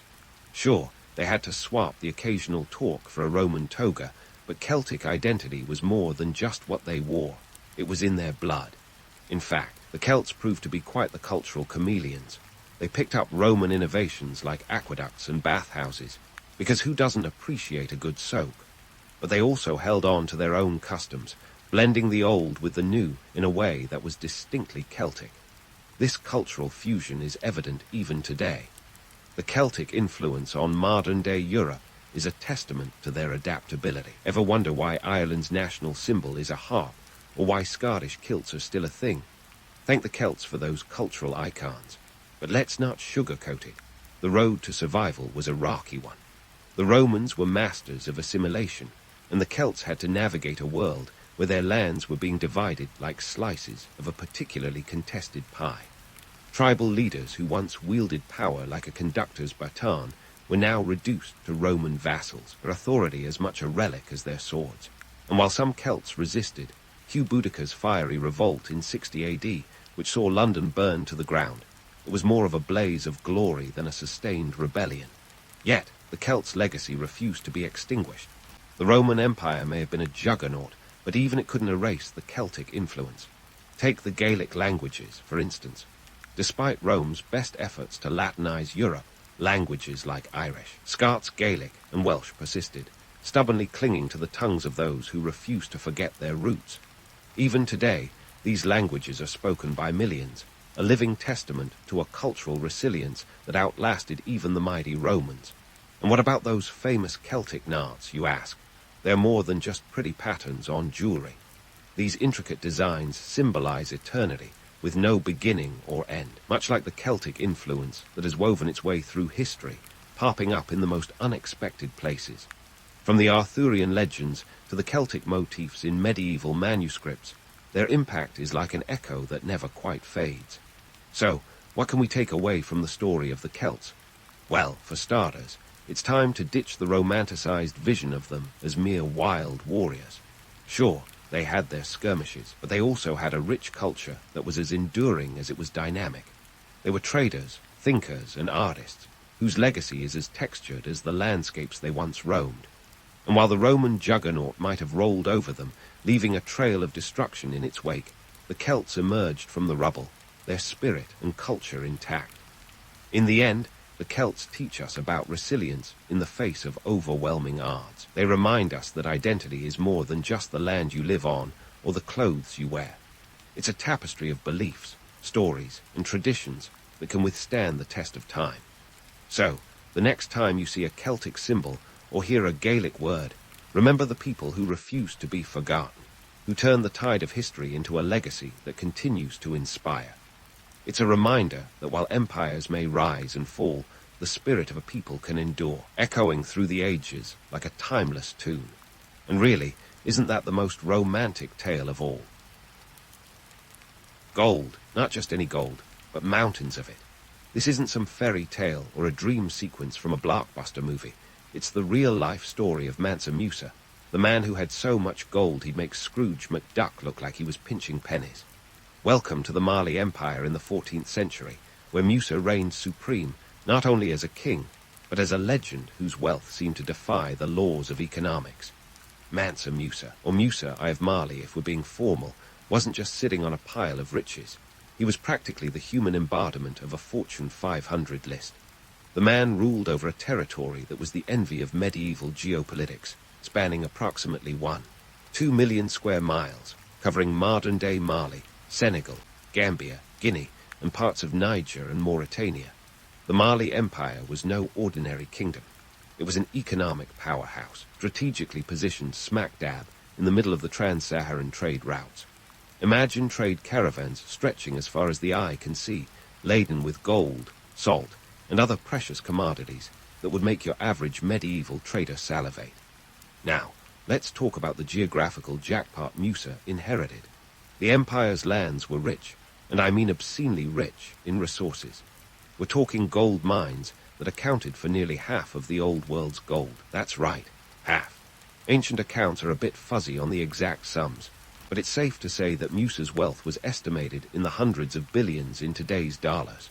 And while we're on the subject of wealth, let's not forget Timbuktu, the crown jewel of Mali. This city wasn't just a trade hub. It was an intellectual beacon, home to the Angkor University and libraries teeming with manuscripts that covered everything from astronomy to law. But how did Musa climb to such dizzying heights of power? The answer lies in a somewhat unconventional succession. Musa wasn't born into the role of a king. Nope, he was appointed deputy to the ruling Mansa, Abu Bakr Roman II. Here's where the story takes an unexpected turn. Abu Bakr, seemingly inspired by the spirit of adventure, or perhaps influenced by too many tales of distant lands, decided to embark on an ambitious voyage across the Atlantic. Spoiler alert, he never returned. So, with the boss out of the picture, Musa took the reins in 1312. Musa wasn't about to let his newfound power gather dust. Oh no, he expanded his empire like a medieval Monopoly player on a winning streak. Under his rule, the Mali Empire garbled up territories faster than you can say land grab. He annexed the city of Gao, a critical trading center, and further extended his influence over the trans-Saharan routes, ensuring that his empire remained at the epicenter of African commerce. But Musa's real stroke of genius was realizing that power wasn't just about land and gold, it was about people. He understood that a well-structured administrative system was crucial for maintaining control over such a vast empire. So, he went all out, organizing his empire into provinces, each with its own governor and tax system. It was a medieval version of a corporate restructuring, cutting edge for its time. Musa's investment in his empire wasn't limited to bureaucracy. He poured resources into building mosques, schools, and libraries, effectively transforming Mali into a cultural and intellectual hub. His patronage of learning and arts was legendary, attracting scholars, poets, and architects from across the Islamic world. It's not every day that a king invests in education instead of just hoarding gold. But then again, Musa wasn't your average ruler. Of course, no tale of wealth and power is complete without a bit of myth-busting. While Musa's riches have been romanticized over the centuries, it's crucial to remember the harsh realities. The Mali Empire, like many others, thrived on the backs of laborers, some of whom were enslaved. It's a grim reminder that history's glittering narratives often have darker undercurrents. So, there you have it. Mansa Musa, the man, the myth, the monolith of wealth. His empire wasn't built in a day, nor was it the product of mere luck. It was a calculated expansion, a blend of savvy trade practices, and an eye for strategic alliances. And while the man himself may have passed into legend, the impact of his reign reverberates through time, reminding us that behind every grand empire lies a complex tapestry of ambition, intellect, and yes, a bit of gold dust. As Mansa Musa's empire continued to thrive, he decided it was time for a little international PR. And by little, I mean a spectacle so grand, it would make any modern influencer's social media blitz look like a lemonade stand on a deserted street corner. Picture this. The year is 1324, and Musa is about to embark on his legendary pilgrimage to Mecca. This wasn't just a spiritual journey, though it was that too. It was a public relations masterstroke designed to broadcast his kingdom's grandeur to the world. We're talking a caravan of epic proportions. Musa didn't just stroll out of Mali with a light backpack and a prayer book. Oh no, he rolled out with an entourage that could have filled a small town. Reports suggest he took with him approximately 60,000 men. Yes, you heard that right, 60,000. And if that wasn't enough to drop jaws from Timbuktu to Cairo, he also brought along hundreds of pounds of gold dust, 80 camels each carrying 300 pounds of gold, and a veritable who's who of the Mali Empire's elite. This was not a vacation, it was an imperial procession. But let's dive into the logistics of this massive road trip. Imagine the sheer coordination needed to move an army-sized group through the Sahara Desert. We're talking about an enterprise that would make any modern-day wedding planner sweat bullets. From ensuring a steady supply of food and water to managing the daily routines of thousands of people, it was a feat of organizational genius, or madness, depending on how you look at it. While the romanticized versions of this journey paint a picture of opulence and magnanimity, the reality was far more complex. Sure, Musa was handing out gold like it was candy at a parade, but there were economic consequences that rippled far beyond the immediate fanfare. Take Cairo, for instance. When Musa and his entourage swept through the city, they spent so lavishly that they inadvertently caused a gold crash. Let that sink in for a moment. His generosity devalued the currency. Gold's price plummeted across the region, and the effects were felt for over a decade. Talk about an unintended financial hiccup. This brings us to the myth-busting portion of our tale. The narrative of a benevolent king showering wealth upon the masses is undoubtedly appealing, but it glosses over the economic turmoil that followed in his wake. Musa's spending spree in cities like Cairo didn't just boost local economies, it destabilized them. Inflation skyrocketed as the sudden influx of gold disrupted established markets. Imagine waking up one day to find that the price of your morning coffee had tripled overnight, not because of a shortage, but because someone decided to throw a golden party. And then there's the question of how Musa's journey was perceived by those outside the Mali Empire. For many, it was the first time they'd even heard of this African kingdom brimming with wealth and power. Musa's pilgrimage put Mali on the map, literally and figuratively. European cartographers, for instance, began to feature the Mali Empire prominently, often depicting Musa with a gold nugget in hand. Yet, these representations were as much about myth as they were about reality, a blend of awe and misunderstanding that often accompanies tales of far-off lands. But let's not lose sight of the pilgrimage's dual purpose. Beyond the dazzling displays of wealth, Musa's journey was a deeply religious undertaking. As a devout Muslim, he sought to fulfill one of Islam's 5 pillars by visiting Mecca. His faith was as integral to his identity as his riches. The pilgrimage allowed him to connect with the broader Islamic world, forging spiritual and political alliances that would bolster Mali's standing on the international stage. So, as we marvel at the audacity and scale of Musa's pilgrimage, let's remember it was more than a simple trek across continents. It was a meticulously orchestrated display of wealth and power, a strategic move to elevate his empire's status, and a testament to the complex interplay of faith, economics, and human ambition. Musa's journey was a microcosm of his reign, grand, ambitious, and not without its complications. But hey, whoever said making history was easy? Now, if you thought Mansa Musa's pilgrimage was the grand finale of his reign, think again. The man was just getting started. After returning from his epic journey, Musa had a vision for Timbuktu that would cement his legacy far beyond the riches he scattered like confetti. He set his sights on transforming this dusty trade post into a shining beacon of knowledge and culture. Forget Silicon Valley. Timbuktu was about to become the medieval world's hardest intellectual real estate. Let's dive into Musa's blueprint for Timbuktu, starting with the Jingreba Mosque. Built in 1327, this architectural masterpiece wasn't just a place of worship. It was a statement.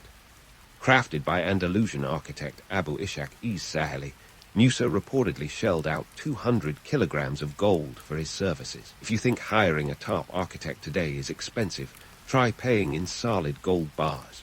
The mosque's design was a marvel of its time, combining local materials like mud and wood with the intricate artistry typical of Andalusian influence.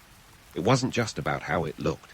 The mosque was a symbol of Musa's commitment to Islam and his desire to make Timbuktu a spiritual and educational hub. And then there's the Angkor University, which evolved from a simple mosque into a thriving center of learning. Picture this: scholars, students, and intellectuals from across the Islamic world flocking to Timbuktu like it was the Coachella of academia. The university boasted thousands of manuscripts, covering subjects from mathematics and astronomy to medicine and law. It was one of the world's earliest universities, a medieval think tank that attracted the brightest minds of the era. Musa's investment in education wasn't just about prestige. It was a strategic move to draw talent and innovation into his empire. Now, here's where things get interesting. Timbuktu's status as a legendary city of gold and wisdom isn't just the stuff of fairy tales, though plenty of those exist too. The allure of this far-off land was partly fueled by European explorers' fevered imaginations. They spun tales of a city so wealthy and learned, it was practically shimmering on the horizon. In reality, While Timbuktu was indeed a center of trade and scholarship, it wasn't exactly the gilded utopia of legend. But hey, why let facts get in the way of a good story? The myth of Timbuktu as an unreachable paradise has persisted through the centuries, a testament to the power of narrative over reality. The city did flourish under Musa's patronage, but it's essential to remember that it was also a functioning part of a vast trade network. The real magic of Timbuktu lay in its ability to connect diverse cultures and ideas, much like today's global cities. It wasn't just the gold or the manuscripts. It was the exchange of knowledge and commerce that made it legendary. As we peel back the layers of myth and reality, let's not overlook the economic realities underpinning these cultural achievements. Building mosques and universities wasn't just about faith or intellectual curiosity. It was an economic strategy. Timbuktu's rise as a knowledge center attracted traders, scholars, and artisans, creating a bustling economy that benefited the entire empire. Musa understood that wealth wasn't just measured in gold, but in the flow of ideas and people. But here's the kicker. While Musa's investments in education and culture were groundbreaking, they weren't purely altruistic. By elevating Timbuktu, he was also fortifying his empire's influence. Knowledge, after all, is power. And in a world where information was as precious as gold, Musa's strategy was nothing short of genius. He was building an empire of the mind, ensuring Mali's dominance not just through economic might, but intellectual leadership. So, as we wrap our minds around Musa's vision for Timbuktu, let's appreciate the duality of his legacy. On one hand, there's the romantic tale of a golden city at the edge of the Sahara, a beacon of learning and culture. On the other, the harsh reality of an empire built on strategic maneuvering, economic foresight, and a bit of myth-making magic. Mansa Musa's story is a reminder that history is as much about the stories we tell as the facts we uncover. And with that, we've only scratched the surface of Musa's monumental contributions.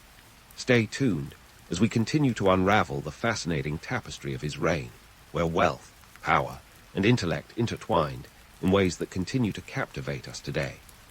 As Mansa Musa's grand vision for Timbuktu unfolded, let's pivot to the nuts and bolts of empire building, because even the most dazzling gold-laden spectacles need a solid foundation. Musa wasn't just doling out gold and building mosques. He was orchestrating a well-oiled machine to maintain his sprawling empire. And trust me, keeping control over 2 million square miles of territory was no walk in the Sahara. Imagine trying to manage an empire where your nearest province is as far from your capital as Mars is from Earth, or at least that's how it must have felt in the 14th century. Mansa Musa knew he couldn't be everywhere at once. So, he devised a shrewd administrative strategy that relied on a network of governors, each tasked with running a slice of the empire. These governors were like the regional managers of a medieval megacorporation. They were responsible for tax collection, law enforcement, and maintaining order. Musa didn't just appoint any old buddy from the royal court. He selected individuals based on merit and loyalty. Think of it as an early version of a performance-based promotion, minus the annual review and stock options. The tax system under Musa was no haphazard affair either. It was a structured operation designed to keep the empire's coffers brimming. Taxes were levied on trade, agriculture, and naturally, gold production. And while nobody enjoys paying taxes, even in the Middle Ages, this system was crucial for funding everything from military campaigns to Musa's ambitious building projects. Speaking of the military, let's talk about the muscle behind Mali's might. Musa didn't just have a well-organized administration. He had a formidable army to back it up. With cavalry and infantry units, the Mali military was a force to be reckoned with. They were the guardians of the trade routes, ensuring that the empire's economic lifelines remained secure. Musa's diplomatic maneuvers were equally impressive. He wasn't a warmonger. He preferred to use diplomacy to expand his influence. By forging alliances with neighboring states and establishing friendly relations with distant powers, Musa ensured that his empire was both respected and feared. It was a game of chess, and Musa was a grandmaster, always thinking several moves ahead. But let's not get too carried away with the grandeur. Maintaining such a vast empire was a juggling act with more balls in the air than a circus performer on a sugar high. For every province that paid its taxes and followed the rules, there was another teetering on the edge of rebellion. Musa's governors had to constantly quell uprisings, manage local disputes, and ensure that the empire's laws were enforced. It was a delicate balance, one that required constant vigilance, and at times, brute force. The opulence of the Mali Empire was undeniable, yet it masked the inherent challenges of ruling over such a diverse and expansive territory. For every glittering mosque and bustling market, there were logistical nightmares that could rival any modern-day bureaucratic quagmire. Communication was slow, roads were treacherous, and let's not even start on the perils of maintaining a supply chain in the middle of the Sahara. And here's a little myth-busting for you. While the Mali Empire was indeed a beacon of wealth and power, it wasn't immune to the same issues that plagued other empires. Corruption, inefficiency, and power struggles were as much a part of Musa's world as they are in any government today. The romantic image of a perfectly run kingdom is just that, a romantic image. Yet, despite these challenges, Musa's reign was a testament to the power of strategic vision and effective governance. It was his ability to adapt, innovate, and inspire that kept the empire thriving. His legacy isn't just one of gold and grandeur. It's a reminder that behind every successful empire lies a complex web of human ambition, resilience, and often a good dose of luck. So, as we continue our journey through the Mali Empire, let's keep in mind that Mansa Musa's story is far from over. There's more to uncover about his reign, his strategies, and the empire that, despite its challenges, continues to captivate our imaginations. Stay tuned as we peel back more layers of this fascinating historical tapestry. With all the complexity and grandeur of Mansa Musa's reign laid out like a historical buffet, let's dig into the lasting impact of this golden era and the tales left in its shimmering wake. Musa's Mali was not just a flash in the pan of history. It was a catalyst that set off ripples across continents and centuries. The empire he built, with its glittering cities and bustling trade routes, became a template for greatness. But like all great things, it didn't last forever. So what became of the Mali Empire after Musa hung up his crown? Well, to put it bluntly, it went the way of many a mighty kingdom, downhill, albeit slowly. For starters, Musa's successors had some colossal shoes to fill, and it's fair to say they struggled with the laces. The empire's foundations, once so robust, began to show signs of stress as internal squabbles and external pressures mounted. You could say the empire was like a grand old house that needed constant maintenance, but the new occupants weren't quite up to the task. The decline wasn't immediate, of course. The Mali Empire continued to enjoy prominence for several decades after Musa's death around 1337. However, the empire gradually began to fragment, with provinces breaking away like rebellious teenagers seeking independence. By the late 14th century, the empire had lost much of its territory to neighboring kingdoms like the Songhai, which eventually usurped Mali's place as the dominant power in West Africa. Talk about a plot twist worthy of a medieval soap opera. But let's not let the empires fall overshadow Musa's enduring legacy.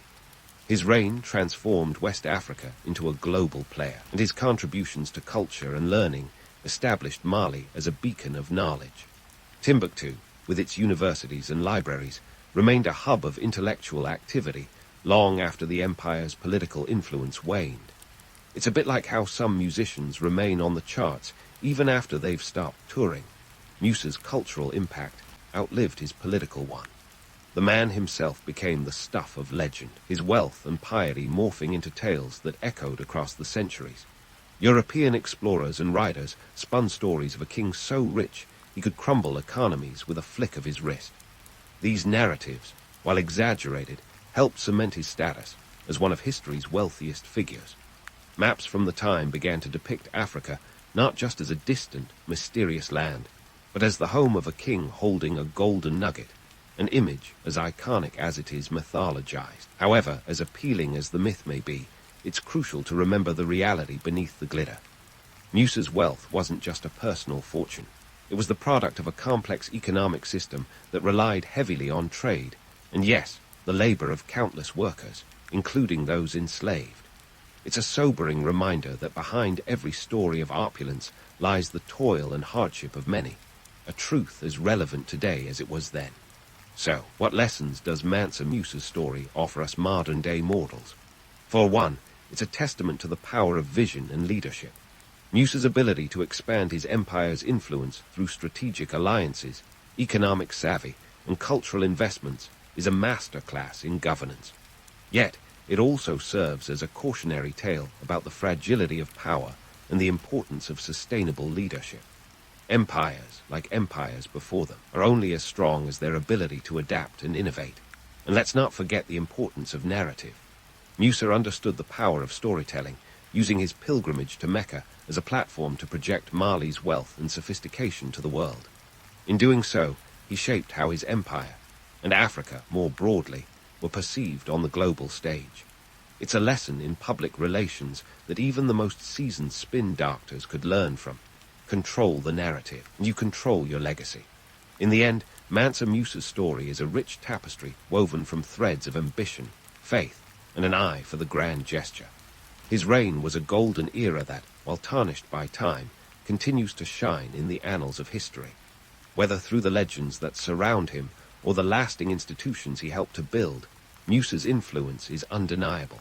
So next time you hear a tale of unimaginable wealth or a city of gold, remember the man who lived that dream and left a legacy that still dazzles us today. In the vast, windswept expanse of the Mongolian steppe, where the horizon seems to stretch out like an open invitation to adventure, a baby named Temujin entered the world around 1162. Now, before you start thinking his life was all sunshine and yurts, remember this. He was named after a guy his dad just beat in battle. That's right. Temujin's brand new name was inspired by a defeated Tartar chieftain. Talk about setting the bar high for a newborn. Hey kid, your name is a reminder of the time your father clobbered some rival. No pressure.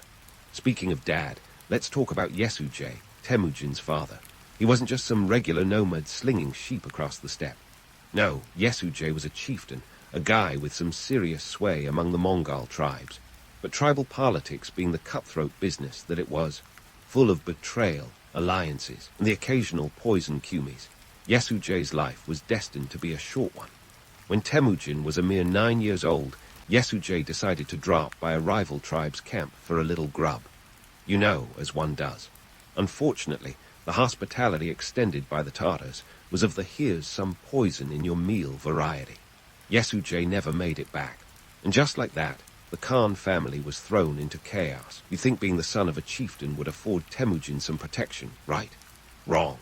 The clan, showing the kind of loyalty that makes a backstab look friendly, decided they weren't interested in babysitting a widow and her kids. So they up and left Temujin's family to fend for themselves. And there you have it. The hard-knock beginning of the man who would eventually become Genghis Khan, feared conqueror and founder of the Mongol Empire. But let's not get ahead of ourselves. Back to young Temujin. Imagine being a kid without a clan, out in the unforgiving cold of Mongolia. It's a wonder he didn't grow up with a major chip on his shoulder. Or did he? Living off the land wasn't just a fun weekend camping trip. It was a daily struggle. The family scavenged for roots and hunted small animals just to scrape by. Temujin even had to catch fish by hand in the freezing rivers, a skill I doubt most of us could boast about on our resumes today. It was a tough life, and not exactly the kind of childhood you'd expect for someone who'd later have the title universal ruler. It wasn't all bleak survival, though. Temujin had a few friends, those who didn't abandon him like last season's fashion. One of these friends was Jamaka, a kid from another clan. Their friendship was sealed with an ancient Mongol ritual, the blood brother oath. You know, just a casual childhood activity involving symbolic bloodletting and promises of eternal friendship. But spoiler alert, that friendship would later take a turn for the worse. History, as it shows us repeatedly, is a fan of plot twists. Now, while Temujin was busy learning how to not die of starvation, he also dealt with some family drama that would make your Thanksgiving squabbles look like a tea party. His mother, Huralun, was a formidable woman who taught Temujin and his siblings how to survive in a world that was constantly trying to wipe them out. But family unity took a hit when Temujin's older half-brother, Begta, started throwing his weight around. In a move that would make sibling rivalry look tame, Temujin and his younger brother, Khasar, decided that the best way to deal with Begta's overbearing attitude was to eliminate the competition permanently. It's brutal, sure, But let's not forget the context. In the world of the Mongol steppe, it was survival of the fittest, and Temujin was determined to be the fittest. This ruthless streak, forged in the crucible of hardship, was a glimpse of the formidable leader he was destined to become. But for now, he was just a young man trying to make sense of a world that seemed intent on testing his resilience at every turn. Temujin's rise from these humble and harsh beginnings is a testament to the grit that defined his life. Every hardship, every betrayal, every cold night spent in the wild shaped him into the man who would eventually unite the Mongol tribes. It's the stuff of legends, sure, but it's also a reminder that even the most feared conquerors started somewhere. And for Temujin, that somewhere was a childhood of struggle and survival on the Mongolian steppe. As Temujin trudged through his rugged adolescence, the Mongolian steppe was less a backdrop and more a school of hard knocks, teaching him lessons that no dusty scroll could offer. By his late teens, Temujin wasn't just surviving, he was strategizing. He understood that if he wanted to rise above the cutthroat politics and volatile alliances that defined the tribal landscape, he'd need more than just brute force and survival skills.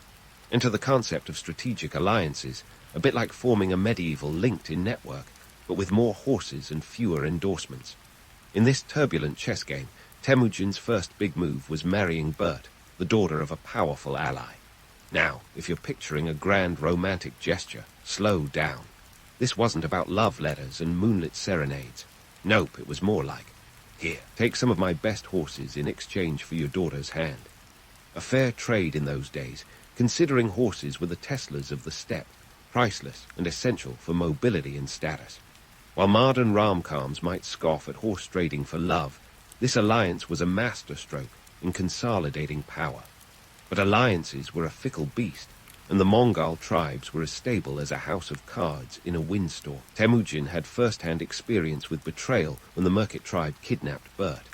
It was a harsh reminder that alliances could be as treacherous as they were valuable. With a mix of grit and strategic acumen, Temujin rallied support from his blood brother Jamaka and his own allies to rescue her, a mission that was less about damsels in distress and more about reclaiming honor and power. This rescue was a pivotal moment, solidifying Temujin's reputation as a leader who could rally the troops and get things done. Now, about Jamaka, remember that childhood blood brother. Their bromance was the stuff of legend, equal parts camaraderie and competition. Jamaka was an influential chieftain himself, and for a time, their alliance was a force to be reckoned with. But history, ever the fan of drama, soon saw the two friends part ways. Jamaka preferred the old ways, sticking to aristocratic hierarchies, while Temujin had his eyes set on a more egalitarian system, where merit and loyalty trumped noble birth. This ideological rift eventually turned them from allies to adversaries, culminating in battles that would make any Game of Thrones episode look like a tea party. Amidst these personal and political dramas, Temujin was busy reshaping Mongol society. He dismantled the traditional tribal aristocracy, opting instead for a merit-based system that rewarded loyalty and competence. This was revolutionary. Imagine telling a medieval noble that his title meant squat, unless he could prove his worth. Temujin was building a new kind of empire, one where even the lowliest herder could rise through the ranks if he showed skill and allegiance. It's like the world's first corporate ladder, minus the cubicles and water coolers. But let's not get too ahead of ourselves. The real turning point was the Kurultai of 1206, a grand assembly where the Mongol tribes gathered to make a big decision. Picture it as a massive board meeting under the open sky, where Temujin was declared Genghis Khan, the universal ruler. This wasn't just a fancy title. It was the birth of an empire that would soon stretch from the steppes of Mongolia to the gates of Europe. The Kurultai was more than a coronation. It was a declaration of intent. Temujin wasn't just leading a tribe anymore. He was uniting a people. This was a time when political maneuvers were as intricate as any modern election campaign. Genghis Khan knew that to keep his newly united tribes in line, he had to offer more than just promises. He restructured the military into units of 10, a decimal system that promoted unity and efficiency. Each leader was chosen based on merit, not birthright, ensuring that the best minds and fiercest warriors climbed the ranks. It was a masterclass in management that would make any modern CEO green with envy. But with power came the inevitable betrayals and political backstabbing. The Mongol Empire didn't just expand through diplomacy and reform. It took a fair share of bloodshed and conquest to establish. Yet, amidst the chaos of conquest, Genghis Khan showed a knack for incorporating defeated peoples into his empire, often adopting their technologies and specialists. This wasn't just about expanding borders. It was about absorbing knowledge and skills, a strategy that would keep the Mongol Empire ahead of its time. In this story of ascension, Genghis Khan's genius lay not just in his battlefield tactics, but in his understanding of human nature. He knew that loyalty could be bought, but true allegiance was earned through respect and shared vision. His empire was not just a testament to his military prowess, but to his ability to forge a new society out of the chaos that had once been his life. As the Mongol Empire began its relentless expansion, the world would soon learn that Genghis Khan was not just a conqueror, but a visionary leader who had turned the lessons of his harsh youth into the foundations of an empire. So, as we pause at this juncture, remember that the story of Genghis Khan is far from over. We've only just begun to scratch the surface of his extraordinary rise to power, a tale as compelling as any epic saga. The Kurultai of 1206 was just the beginning, an opening act for the grand drama that would see the Mongol Empire carve its name into the annals of history. Stay tuned, because this narrative is just getting started. With Genghis Khan now freshly minted as the universal ruler, the stage was set for a military extravaganza that would make even the most ambitious warlords blush. Let's dive into the whirlwind of chaos and strategy that was Genghis Khan's military campaign, a spectacle of innovation and brutality that redefined what it meant to wage war. First up on the hit list was the Jin dynasty in 1211. These guys were ruling over northern China, sitting pretty behind their great wall, like that was going to stop someone who saw obstacles as mere suggestions. Genghis Khan wasn't just about brute force. He was about making you think twice before you underestimated the guy who could turn the harsh Mongolian winters into a tactical advantage. Here's a little nugget of absurd genius. During the siege of one Jin city, Genghis Khan demanded 500 cats and 1,000 swallows. No, he wasn't starting a petting zoo. This was psychological warfare with a side of pyrotechnics. The critters were set loose with flammable materials tied to their tails. As they scurried and flew back into the city to escape the Mongols, well, let's just say the result was a blazing spectacle that left the Jin defenders in disarray. A bit of medieval shock and awe, if you will. Now, before you write this off as sheer madness, consider the logistics. Moving a horde of tens of thousands across vast distances required more than just courage and horses. Genghis Khan was a logistical maestro, transforming the Mongol army into a well-oiled machine. They traveled light, with each soldier equipped with multiple horses, allowing them to cover distances that would leave a marathon runner wheezing. It's estimated they could march 80 miles a day. That's like sprinting a double marathon in full battle gear. Forget Uber. These guys had the original ride-sharing system down pat. But it wasn't all about speed. Genghis Khan's military was a study in adaptability.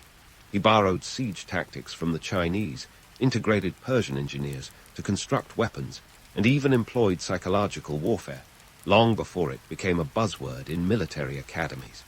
His army was organized into units of 10, a decimal system that ensured tight control and rapid communication. It's as if he took an MBA in military management before MBAs were even a thing. So, let's talk strategy. Genghis Khan wasn't just about pounding his enemies into submission.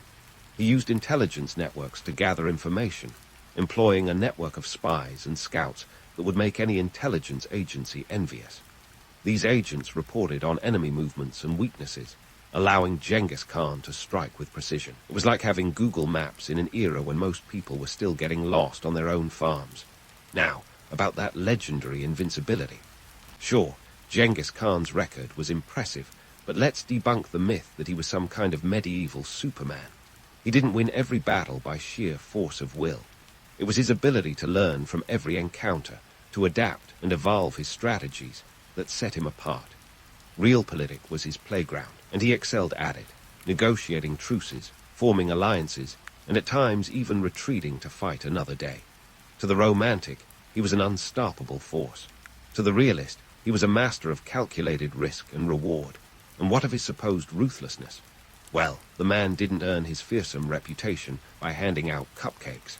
His campaigns were marked by a level of brutality that would make even the toughest warlords wince. Cities that resisted faced the full wrath of the Mongol machine, often left as smoldering ruins. Yet, if you surrendered promptly, Genghis Khan could be surprisingly lenient, integrating conquered peoples into his empire and even allowing them to maintain some form of self-governance. It was a carrot-and-stick approach, where the carrot was survival and the stick was a very blunt lesson in consequences. Genghis Khan's military campaigns weren't just about expanding territory, they were about expanding influence. He understood that knowledge was power, and he eagerly adopted the best technologies and ideas from conquered cultures. This wasn't just pillaging for the sake of it. This was empire building with a keen eye on the future. The Mongol Empire became a melting pot of innovation, a medieval Silicon Valley where ideas were the ultimate currency. As the Mongol Empire stretched its tendrils across Asia, the logistics became even more mind-boggling. Imagine managing an empire that spanned from the Pacific Ocean to the Caspian Sea, a distance of some 5,000 miles. Genghis Khan established a communication network known as the Yam, an ancient postal system that allowed messages to travel at lightning speed across vast distances. Pony Express, eat your heart out. But let's not forget the human element. For all the strategy and innovation, Genghis Khan's success hinged on the loyalty of his followers. He rewarded merit and promoted based on ability, not birthright, a radical concept at the time. This loyalty was a two-way street, with Genghis Khan leading from the front, sharing in the hardships of his men. His charisma and vision inspired a fierce allegiance, creating an army that was as much a brotherhood as it was a fighting force. As our tale of conquest continues, remember that Genghis Khan's story is far from over. The Mongol Empire is yet to reach its zenith, and the world is about to witness the full extent of this extraordinary leader's ambitions. Stay tuned, because the saga of Genghis Khan is a roller coaster of epic proportions, with twists that even history couldn't have scripted better. As the Mongol Empire's reach stretched across continents like an overachieving octopus, Genghis Khan faced his toughest challenge yet. Not just conquering lands, but ruling them effectively. It was one thing to be the guy who could raise cities with the flick of a wrist, but quite another to be the leader who could keep the spoils of war from unraveling like a poorly knit sweater. Enter Genghis Khan, the administrative genius, a title you probably didn't see coming for a man often caricatured as a marauding barbarian. First up, let's talk about the Yassa Code. No, it wasn't a secret recipe for Mongolian barbecue, though that would have been legendary in its own right. The Yassa was a legal code, a kind of medieval constitution that held the empire together with the kind of efficiency that'd make a Swiss watchmaker nod in approval. It was part law, part moral guide, and all about ensuring that the empire's vast tapestry of cultures could coexist without unraveling into chaos. It covered everything from military discipline to family matters, and even included rules for religious tolerance. Talk about forward thinking for a guy who spent most of his early years trying to not get stabbed in the back. Now, here's where it gets really interesting. Genghis Khan, the supposed barbarian, was surprisingly chill about religion. The Yassa didn't just tolerate different faiths, it encouraged them. Whether you worshipped the sun, the moon, or your neighbor's particularly fine yak, you were welcome in Genghis Khan's empire, provided you didn't cause trouble. This wasn't just a Khmer moment of medieval harmony. Genghis realized that a unified empire was a strong empire, and that meant keeping his subjects happy, whatever their creed. It's estimated that his empire encompassed Buddhists, Christians, Muslims, and shamans, all coexisting in a somewhat peaceful, if slightly skeptical, harmony. In a world where religious wars were as common as bad haircut decisions, this was downright revolutionary. But wait, there's more. Genghis Khan didn't just stop at legal codes and religious tolerance. He was a logistical wizard, and his piece de resistance was the Yam, the Mongol postal system. Imagine a relay race on steroids, with horses instead of sneakers and Genghis Khan's orders instead of batons.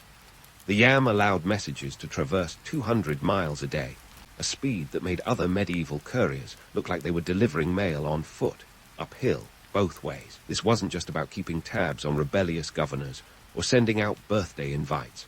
The yam was the glue that held the empire together, a high-speed internet of its day that ensured communication flowed faster than a Mongol cavalry charge. But let's not be too quick to hand Genghis a halo. His rule was a complex cocktail of benevolence and brutality, and the latter wasn't in short supply. Take, for instance, his economic policies. Sure, turn the Silk Road into a superhighway of trade, flooding his empire with goods, ideas, and the occasional caravan of exotic animals. But this wasn't just a feel-good story of global commerce. Genghis Khan understood that trade equaled taxes, and taxes equaled money. Lots of it.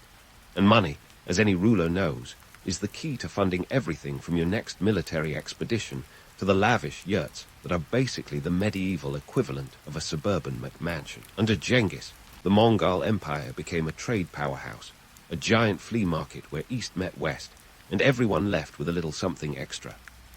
Cities along the Silk Road, from Samarkand to Bukhara, flourished under his reign, transforming from sleepy outposts to bustling metropolises.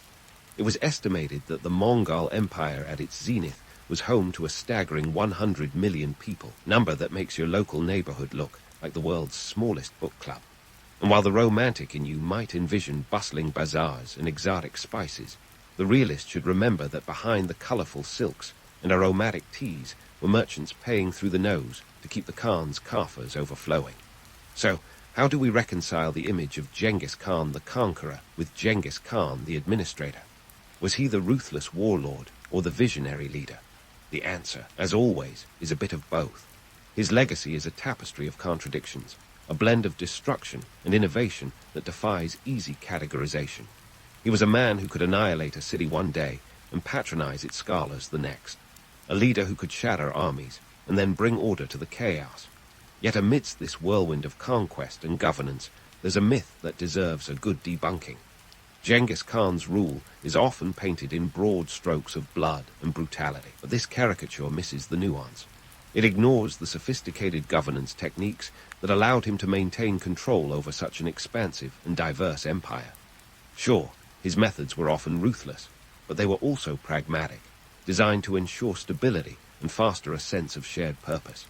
And in a world where power was fleeting, Genghis Khan's ability to adapt and innovate was nothing short of groundbreaking. As we ride into the next chapter of this epic saga, remember that the story of Genghis Khan is far from over. We've just scratched the surface of his administrative brilliance, and there's a whole world of intrigue, betrayal, and cunning yet to explore. So, stay tuned as we continue to unravel the legend and reality of the man who reshaped the world in ways we're still trying to fathom. Genghis Khan's legacy is a tangled web of contradictions, a tapestry woven with equal parts terror and triumph. His name might conjure images of relentless conquest, but let's not forget the administrative genius lurking behind the sword. Yet, like all sagas worth their salt, this one ends with a touch of enigmatic flair. Fast forward to 1227, and we find ourselves at the mysterious close of Genghis Khan's life.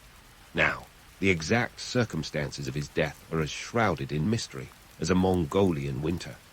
Officially, he died during a military campaign against the Western Xia in northwestern China. But try nailing down the cause, and it's like trying to find a needle in a haystack, on horseback, during a sandstorm. Some say he fell from his horse, others whisper of assassination, and a few suggest an unceremonious tumble off a cliff.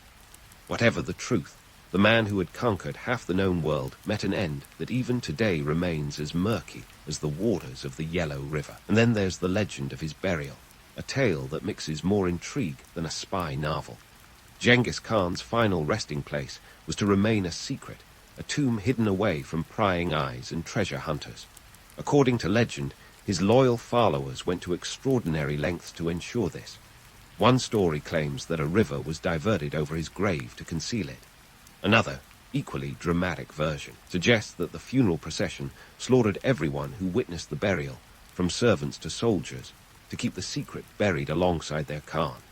The site remains undiscovered to this day, a tantalizing mystery that has kept historians and treasure hunters alike on their toes.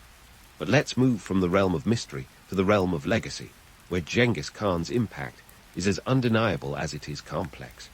At its peak, The Mongol Empire spanned over 9 million square miles, covering parts of modern-day China, Russia, the Middle East, and Eastern Europe. That's practically a third of Asia under one banner. And while it might be tempting to see this empire as a mere exercise in expansion, it was much more than that. The Pax Mongolica, or Mongol Peace, was an era during which trade and cultural exchanges flourished under the empire's vast network. Think of it as a medieval precursor to globalization, where the Silk Road became the superhighway of commerce and culture, facilitating the exchange of goods, ideas, and even diseases. Because why not throw in the Black Death for good measure? Here's the kicker. While Genghis Khan is often painted as the ultimate destroyer, his empire laid the groundwork for unprecedented cross-cultural connections. The Mongols adopted and spread technologies like paper, gunpowder, and the compass, shaping the course of history in ways that are still felt today. It's a twist worthy of the best plot lines. How a figure often seen as a force of destruction could also be a catalyst for connectivity and progress. And let's not overlook the political implications. The Mongol administrative practices, with their emphasis on meritocracy and religious tolerance, echoed down through the ages, influencing future empires and modern governance systems. In a way, Genghis Khan was the ultimate disruptor, challenging the status quo and paving the way for a new world order, a medieval Steve Jobs without the turtleneck. As we wrap up this whirlwind tour through history, it's worth reflecting on the dual nature of Genghis Khan's legacy. On one hand, he was a conqueror whose campaigns left cities in ruins and populations decimated. On the other, he was an innovator whose policies fostered stability and growth across his vast empire. It's a dichotomy that speaks to the complexity of human nature, a reminder that history is rarely black and white. Genghis Khan's story is a testament to the power of vision and adaptability, a reminder that even the most feared figures can leave behind a legacy of progress and innovation. So, as you drift off to sleep, ponder this. Genghis Khan's life was a symphony of chaos and order, a testament to the fact that history's greatest figures are often those who defy easy categorization. His empire may have faded, but his impact lingers on, a testament to the enduring power of ambition and the human spirit. In the end, Genghis Khan was a man who reshaped the world, and perhaps that's the greatest legacy of all. Richard the Lionheart was the medieval rock star who spent more time on crusades than in his own kingdom, a king with a penchant for battlefield glamour over governance. Born on September 8, 1157, in the English town of Oxford, Richard was the third son of King Henry Roman II and Elena of Aquitaine. Now, Elena wasn't just any queen. She was a powerhouse in her own right, a former Queen of France, and known for her political acumen, and let's be honest, a flair for the dramatic. Family gatherings at their place weren't your typical tea and crumpets affair. Think more Game of Thrones than Downton Abbey.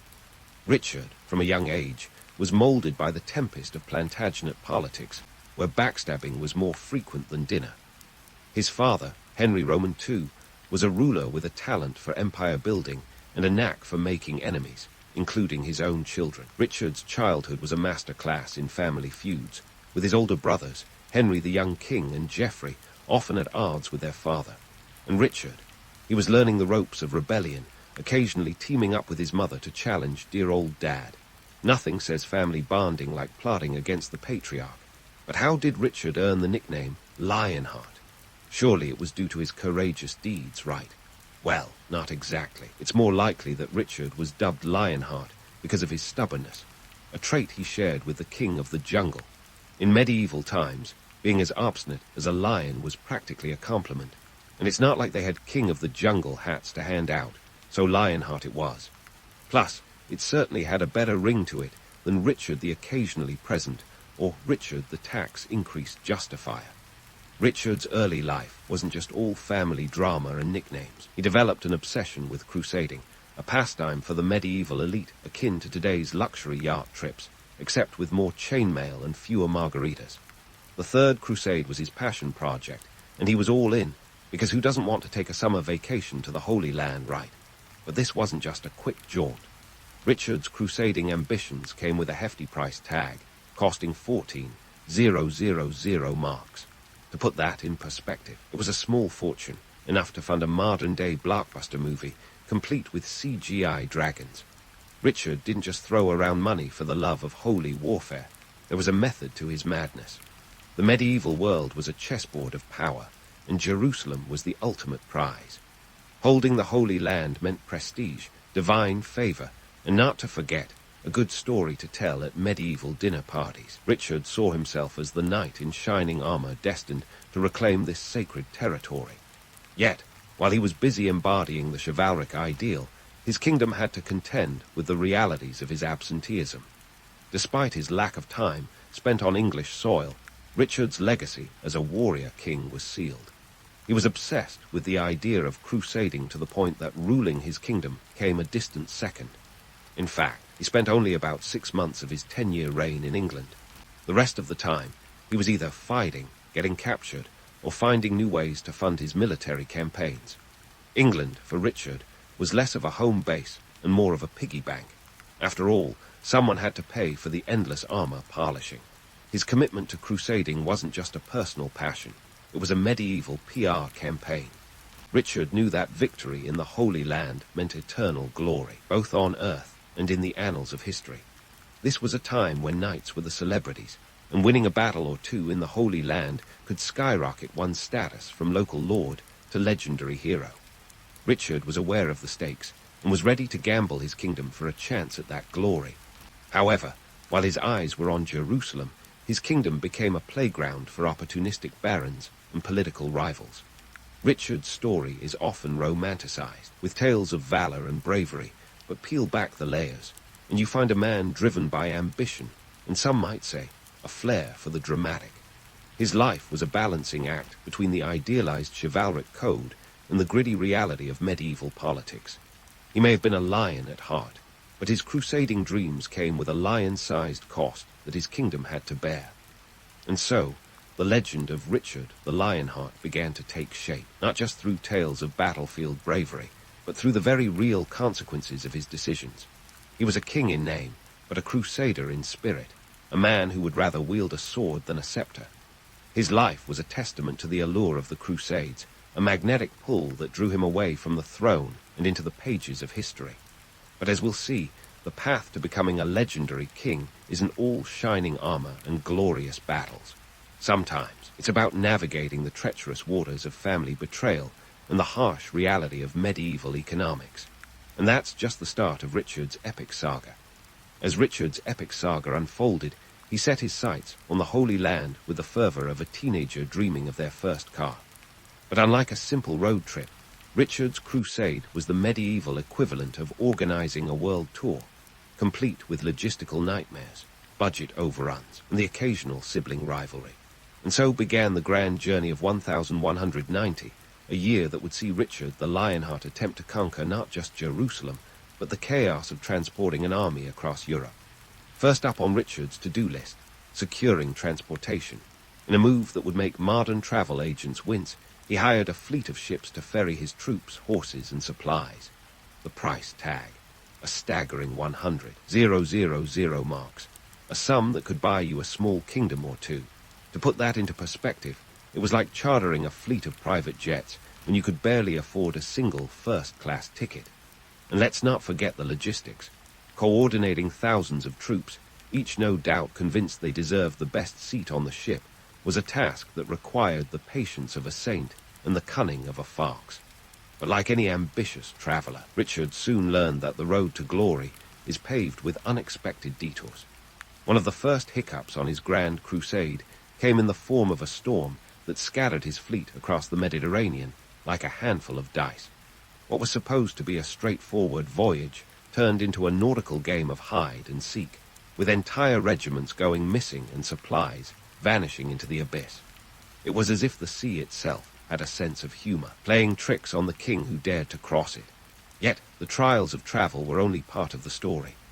Richard's crusade was also marked by an infamous rivalry with Philip Roman II of France, his fellow crusader and frenemy extraordinaire. Both kings had signed up for what they thought would be a glamorous expedition, only to find themselves embroiled in a contest of egos that would have made any Instagram influencer proud. While they were ostensibly united in their holy mission, The real competition was over who had the better hair, Richard's golden locks versus Philip's carefully coiffed mane. Because in the world of medieval politics, the battle for the best curls was as fierce as any fought with sword and shield. Of course, this rivalry wasn't just about looks. Richard and Philip had a complicated history, as tangled as a medieval tapestry. Their alliance was a delicate dance of power, with each king constantly trying to outmaneuver the other. As they marched toward Jerusalem, their relationship was more strained than a medieval corset, with each man watching the other like a hawk. It was less of a brotherhood of knights, and more of a medieval version of Real Housewives, complete with backstabbing, betrayal, and the occasional dramatic exit. But beyond the personal drama, the crusade was an economic juggernaut, a costly endeavor that drained the coffers of the English treasury. Richard's obsession with glory didn't come cheap, and the financial strain was felt across his kingdom. Taxes were raised, lands were sold, and even the crown jewels were pawned to fund his military ambitions. It was a classic case of robbing Peter to pay Paul, except in this case, Peter was the English taxpayer, and Paul was a band of mercenaries waiting for their pay. Despite these challenges, Richard pressed on, his eyes fixed on the prize of Jerusalem. He was determined to make his mark on history, even if it meant leaving a trail of IOUs in his wake. Yet, while Richard was busy chasing his crusading dreams, back home in England, his absence was causing more ripples than a stone thrown into a pond. Opportunistic barons and political rivals were like sharks in the water, ready to pounce on any sign of weakness. Richard's gamble for eternal glory was a double-edged sword, one that threatened to cut both ways. The heart of Richard's crusade was, of course, the Holy Land itself, a prize coveted by kings, knights, and adventurers alike. The allure of Jerusalem was like a siren's call, drawing those who sought divine favor and earthly power. For Richard, it represented the ultimate test of his chivalric ideals, a chance to prove himself as the quintessential knight in shining armor.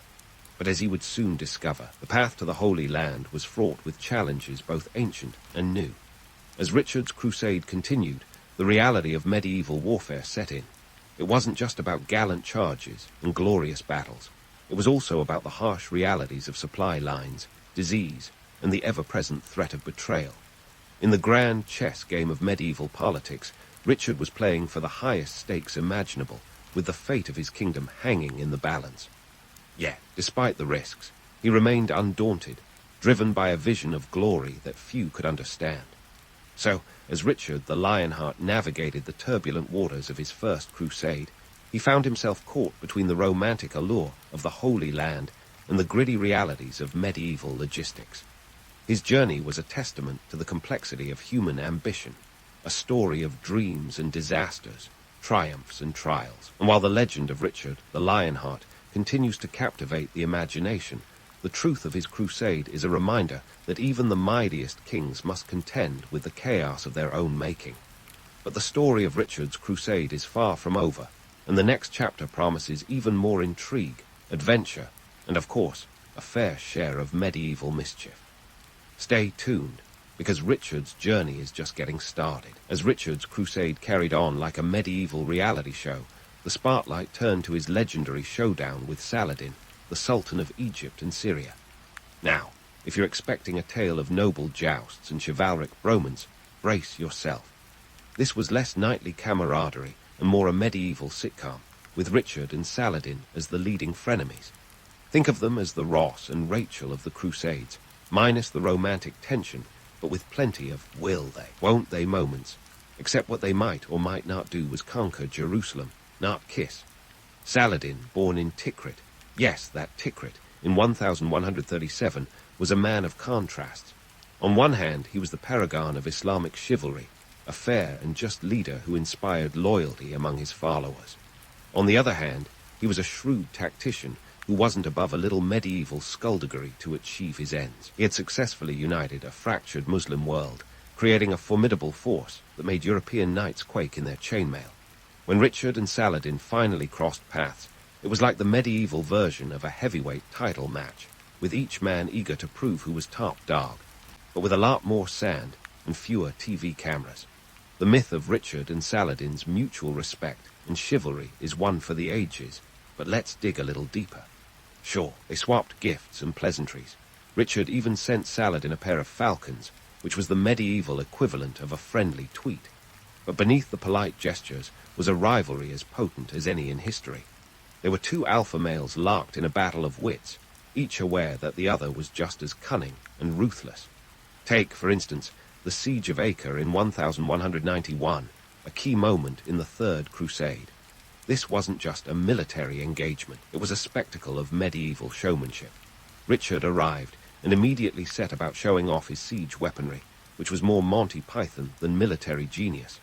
One of his contraptions, a massive trebuchet named Bad Neighbor, hurled stones the size of small boulders at Saladin's forces.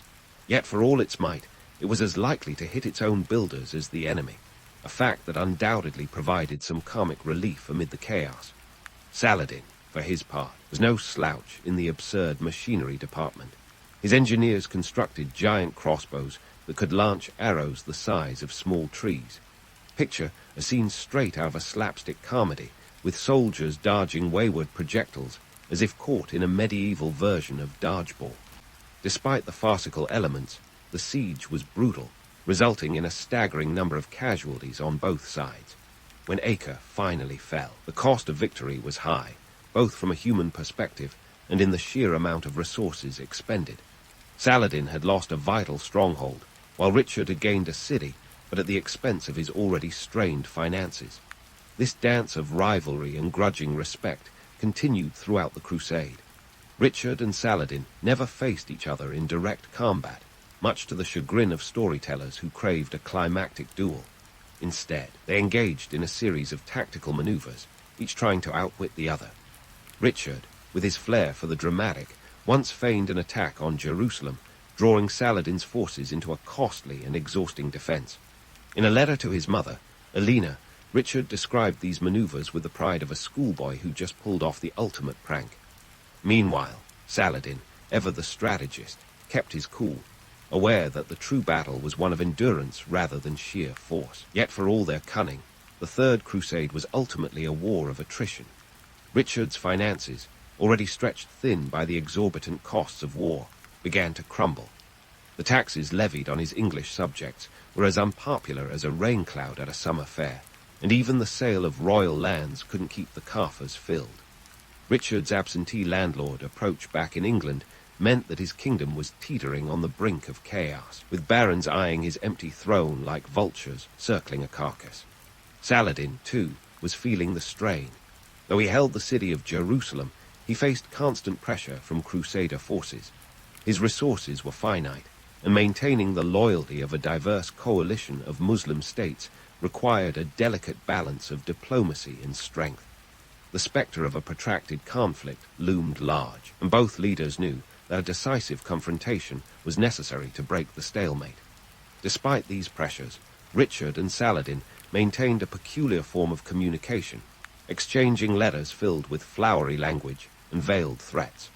It was diplomacy medieval style, where every word was a potential weapon and every gesture a strategic move. Saladin is said to have offered Richard the use of his personal physician when the king fell ill, a gesture that speaks volumes about their complex relationship. It was the kind of move that left chroniclers scratching their heads. Was it genuine concern or a cunning ploy? Perhaps both, but it certainly added another layer to their legendary rapport. As the crusade dragged on, the tides of fortune began to shift. Richard's forces had scored several victories, but the ultimate prize of Jerusalem remained elusive. The holy city was a glittering jewel just out of reach, and despite several near attempts, Richard found himself thwarted at every turn. It was as if the walls of Jerusalem were imbued with a stubbornness to match Richard's own. By 1192, both leaders were weary of the endless conflict. Richard's health was deteriorating, and Saladin faced political pressures from within his own ranks. The two finally agreed to a truce, a pragmatic decision that allowed both sides to claim a measure of victory. The Treaty of Jaffa secured Christian access to Jerusalem's holy sites while leaving the city under Muslim control, a compromise that neither fully satisfied nor entirely disappointed. It was a quintessential medieval resolution, complex, imperfect, and yet somehow the best anyone could hope for under the circumstances. And so, the Third Crusade came to an end, not with a climactic battle, but with a diplomatic accord. Richard and Saladin parted ways, their saga of rivalry and respect leaving an indelible mark on history. The legend of their chivalry lives on, a romanticized tale of two great leaders locked in a battle of wits and will. Yet beneath the myth lies a story of human ambition, frailty, and the harsh realities of medieval warfare. As Richard prepared to return to England, the echoes of his crusade would continue to reverberate, shaping the political landscape of the medieval world for years to come. But the Lionheart's journey was far from over, and the next chapter would see him face trials and tribulations that no crusade could prepare him for. Stay tuned for more antics, because Richard's story is anything but finished. As Richard bade farewell to the Holy Land, his thoughts likely swirled with a mix of relief and frustration.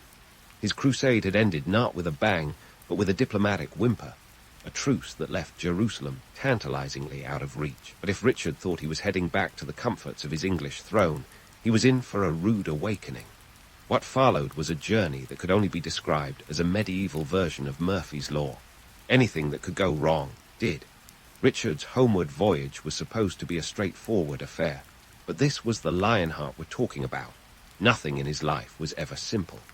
First off, his enemies were as abundant as the fleas on a knight's tunic, and they were lying in wait. The political chessboard of Europe was already teeming with rivalries and vendettas, and Richard's actions during the crusade hadn't exactly won him any new friends. He was a walking, talking grudge magnet. As Richard sailed toward Europe, the Mediterranean winds decided to play the role of cosmic jester, blowing his ships off course. Instead of a smooth return, he landed in a series of unfortunate ports, each more hostile than the last. Picture this: a king incognito, skulking through enemy territory in a bid to get home without drawing too much attention. It was like a medieval episode of Where in the World is Carmen Sandiego, but with higher stakes and fewer catchy tunes. Things took a turn for the truly absurd when Richard, in a move that screams bad decision, opted to travel overland through the Holy Roman Empire. Why, you ask? Perhaps he thought his royal charm would see him through. Instead, he was captured near Vienna by Duke Leopold of Austria, a man with a grudge the size of a siege tower. You see, Richard had previously offended Leopold during the crusade by tossing his banner off the walls of Acre, an act of disrespect that Leopold had not forgotten. Now, the Duke saw his chance for payback and profit. Leopold, seeing a golden opportunity, handed Richard over to Emperor Henry VI, who realized he'd caught a big fish and decided to cash in. And cash in he did, demanding a ransom of 150,000 marks for Richard's release. To put that into perspective, this sum was equivalent to 2 to 3 times the annual income of the English crown. It was like being asked to pay for a small country to free a man who spent more time abroad than at home. Back in England, the news of Richard's capture sent shockwaves through the realm. The English nobility was forced into action, scrambling to gather the astronomical ransom. Taxes were raised, church silver was melted down, and even the king's own lands were subject to heavy levies. It was a national effort that left England's economy groaning like a medieval donkey under a load of gold. Meanwhile, in the absence of Richard, England was undergoing its own Shakespearean drama. Cue his brother John, who seemed to have taken the role of villain straight out of central casting. John, the quintessential younger sibling with a chip on his shoulder, saw Richard's captivity as his golden ticket to the throne. His schemes were less Machiavellian and more Scooby-Doo villain, complete with poorly executed plots and a distinct lack of foresight. John, in cahoots with King Philip II of France, attempted to seize the English crown. His tactics were about as subtle as a jousting lance to the face. He promised Philip a chunk of English territory in return for his support, but his plans were thwarted by the staunch loyalty of Richard's mother, Elena of Aquitaine. Elena, a political force to be reckoned with, rallied the English barons to her son's cause, showing John that he'd have to do better than half-baked plots if he wanted to unseat the Lionheart. The ransom was eventually paid, a Herculean feat that left the English treasury feeling emptier than a minstrel's tip jar after a lousy performance. Richard, freed at last, made his way back to England in 1194. His return was a triumphant affair, with subjects lining the streets to catch a glimpse of their legendary king, though one wonders if they were also eyeing their depleted coffers with less enthusiasm. Upon his return, Richard wasted no time in reasserting his authority, dealing decisively with John's treachery. In a move that was equal parts magnanimous and shrewd, Richard forgave his brother, perhaps recognizing that John's incompetence was punishment enough. After all, why banish a man when you can keep him close and watch him fumble? Richard's journey back to England was a cautionary tale of ambition, rivalry, and the unpredictable nature of medieval politics. His captivity had tested the limits of England's resources and loyalty, but it had also reaffirmed the bonds between king and realm. Yet, while Richard had escaped the clutches of European politics, his own kingdom was teetering on the brink of further challenges. The Lionheart saga was far from over, and the next chapter would see him face the trials of leadership with the same tenacity that had defined his crusading spirit. Stay tuned for the continuing misadventures and triumphs of Richard, as his reign took on new dimensions in the tumultuous world of medieval Europe. As Richard settled back onto his English throne, it was clear he was less interested in playing king than in playing the role of a medieval action hero. You'd think after the whole ransom debacle, he'd have learned to take it easy, perhaps enjoy some ale on the Thames. But no, Richard's wanderlust and warrior spirit were far from quenched. His reign resumed with a focus not on England, but on reclaiming and defending his territories in France. It was as if he had a personal vendetta against peace and quiet. You see, the Angevin Empire Richard inherited was sprawling, stretching from the Scottish border to the Pyrenees. But it was also a geopolitical minefield, rife with rebellious vassals and opportunistic neighbors. Richard's main nemesis was none other than King Philip Roman II of France, the same frenemy from the Crusades. Philip was the kind of guy who'd send you a Christmas card one year and invade your lands the next. In 1194, Richard crossed the Channel yet again, not to enjoy French wine, but to keep his Angevin lands from slipping through his fingers like sand. For Richard, this meant a series of campaigns with more twists and turns than a knight's tournament. The battles he fought were complex affairs, full of shifting alliances and tactical gambits. Take the siege of Shadau de Geysers in 1198, for example. This fortress was a linchpin in the struggle for Normandy, and Richard wanted it back from Philip's control. With the strategic cunning of a chess grandmaster, Richard executed a daring campaign, culminating in a siege that forced Philip to retreat. It was one of many such encounters that saw Richard outmaneuver the French king time and again. But the real drama unfolded in 1199, when Richard's life took an unexpected turn. He was besieging the castle of Chalice Jabral, a minor stronghold in the Limousin region, when fate intervened in the form of a crossbow bolt. Now Richard, a man who'd survived countless battles and skirmishes, met his match not on the battlefield, but through a wound from a lowly castle defender. Shot by a young boy, perhaps poetic justice for a king who'd spent his life in the thick of combat, the wound became gangrenous.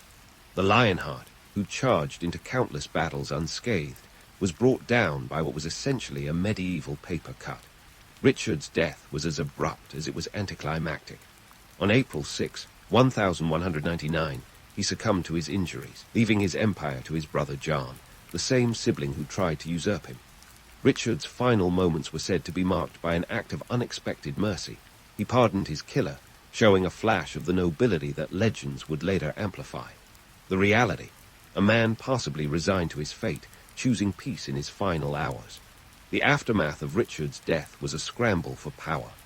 John, not exactly the poster child for effective leadership, was now king. The Angevin Empire, built on the charisma and military prowess of Richard, began to crumble under John's reign. The loss of Normandy in 1204 was a blow, one that highlighted the stark difference between the Lionheart and his less-than-stellar sibling.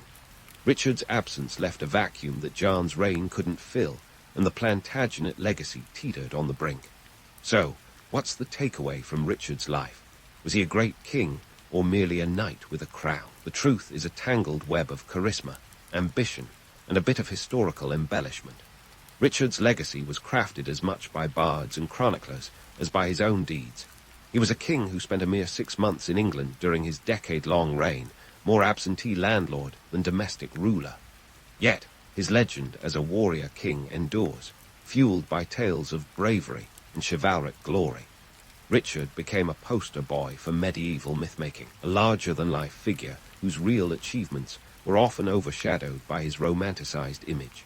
The Lionheart, a moniker suggesting courage and ferocity, fit like a glove. Yet, beneath the lion's mane was a man driven by personal ambition and a thirst for adventure, traits that sometimes came at the expense of effective governance. Historians often grapple with Richard's duality, his undeniable prowess in battle versus his questionable dedication as a ruler. The Angevin Empire he fought so hard to preserve ultimately fell apart not long after his death. His military campaigns, while impressive, drained the coffers of his kingdom and left a legacy of debt and political instability. Yet, despite these realities, Richard's narrative as a hero of the Crusades and a symbol of knightly valor persists. In the end, Richard the Lionheart's story is a testament to the power of myth and memory. His life was a tapestry of contradictions. A king more at home on the battlefield than the throne, a warrior celebrated for victories that were as ephemeral as they were costly. Richard's legacy reminds us that history is often as much about the stories we choose to tell as about the facts we uncover. And while the legend of Richard, the Lionheart, may shine brighter than the truth, it's the interplay of myth and reality that keeps his tale alive, inviting each new generation to discover the man behind the myth. In the grand tapestry of history, where empires rise and fall like summer blockbusters, the Neo-Assyrian Empire stands out as the action-packed sequel nobody saw coming. Circa 911 BCE, these guys weren't just building sandcastles on the banks of the Tigris and Euphrates. They were constructing an entire empire that would stretch from the Mediterranean Sea to the Persian Gulf. Picture a map that spans today's Turkey, Iran, Iraq, and Syria. That's the kind of real estate we're talking about, and it wasn't just about the square mileage. It was about making a statement, and oh boy, did those Assyrian kings love a good statement piece. Let's talk about these kings. They weren't just rulers. They were rock stars with a penchant for large-scale construction projects that screamed, "Look at me." Think of them as the original influencers, only instead of selfies at the Grand Canyon, they were commissioning actual Grand Canyons of architecture. Ashurnasirpal II, for example, was known for constructing a new capital at Kalhu, also known as Nimrud, complete with a sprawling palace that boasted over 200 rooms. Move over, Versailles. Then there's Sennacherib, who took Nineveh from a sleepy city to a metropolis and even had the audacity to redirect a river to keep the gardens lush. Talk about having water feature goals. And speaking of Nineveh, let's dive into that infamous city. Its walls reportedly stretched an impressive 12 kilometers. Some folks say the walls were wide enough to race 3 chariots abreast. Now, whether that's true or just a bit of ancient PR spin, the fact remains. Nineveh was like the New York City of its day, minus the bagels and Broadway, but with a whole lot more bricks. The Assyrians had a knack for building walls, and it's tempting to wonder if they were early overachievers or just compensating for something. Maybe it was a bit of both. When your empire's borders are constantly being poked by neighbors, a solid wall is more than just a defensive structure.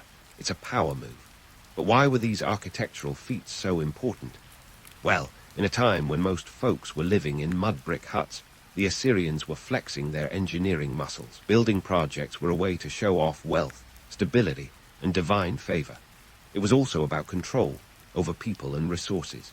By transforming cities into bustling hubs of commerce and administration, the Assyrians could keep a closer eye on their expanding territories. Plus, it gave them a place to store all those tributes and taxes.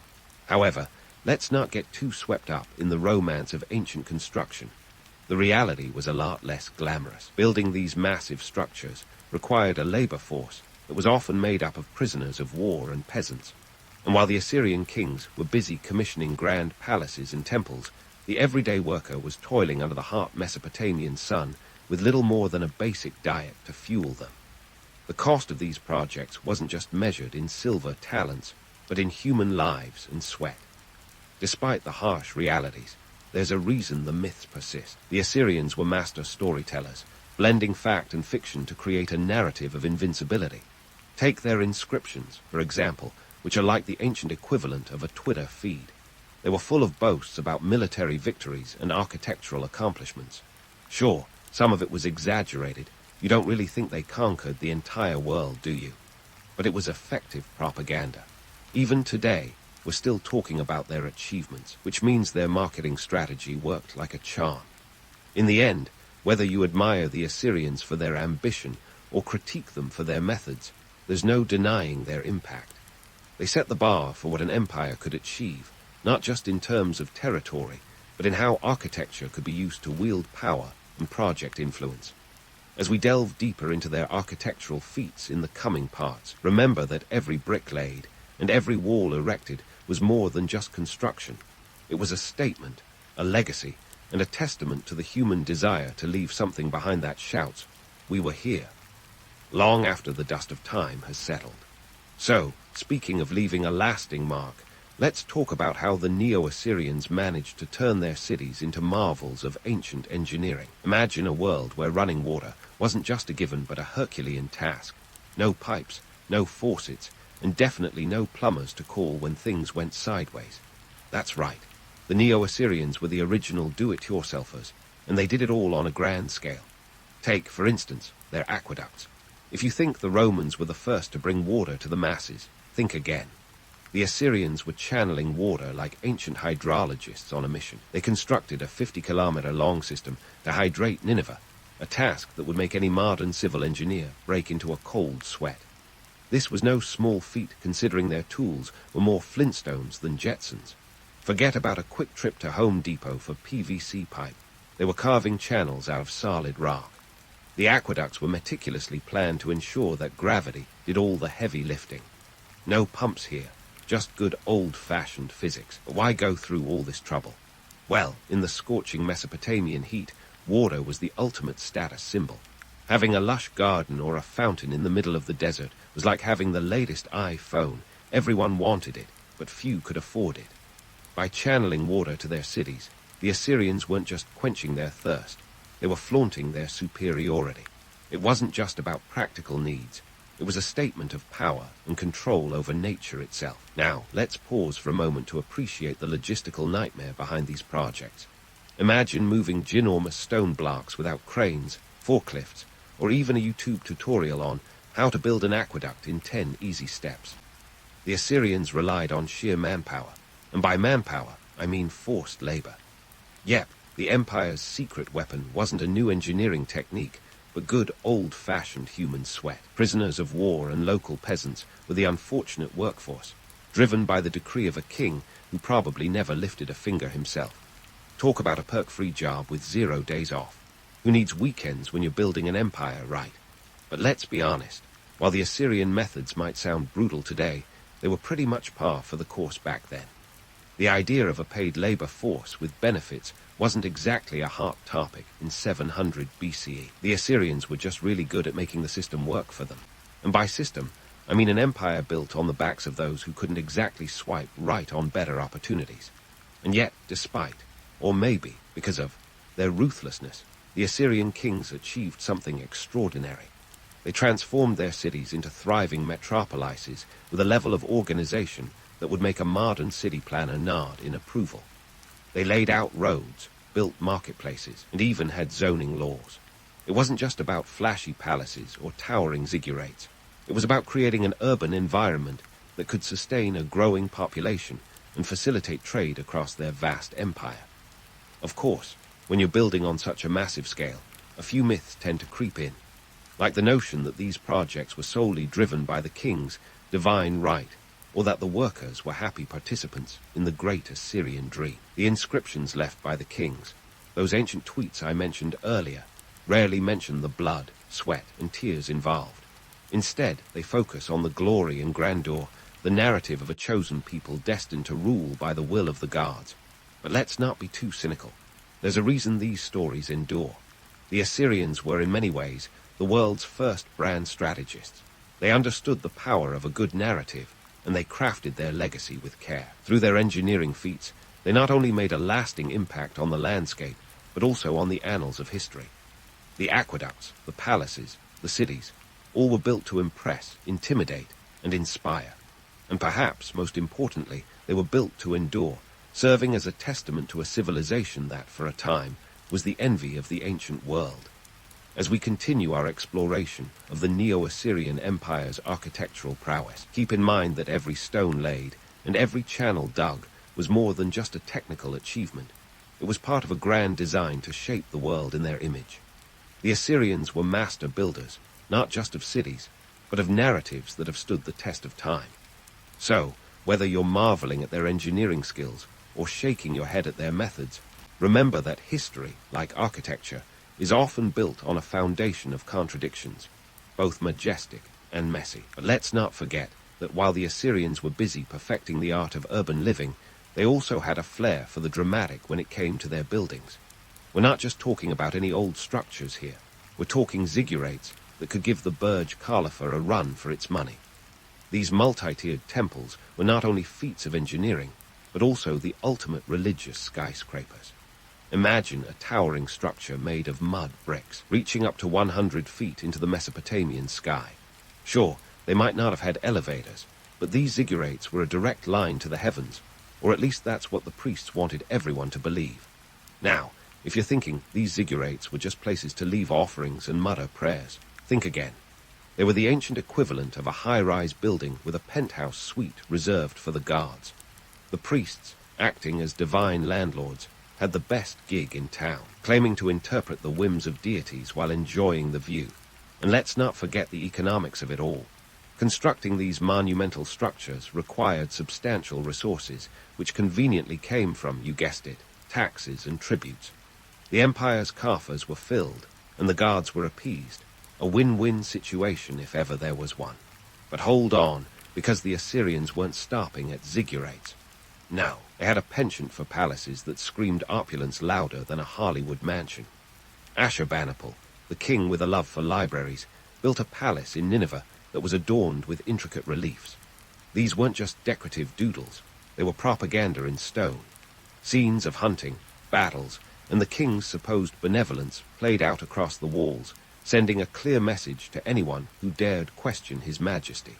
It's like the ancient version of a social media feed, curated to show only the best angles of imperial life.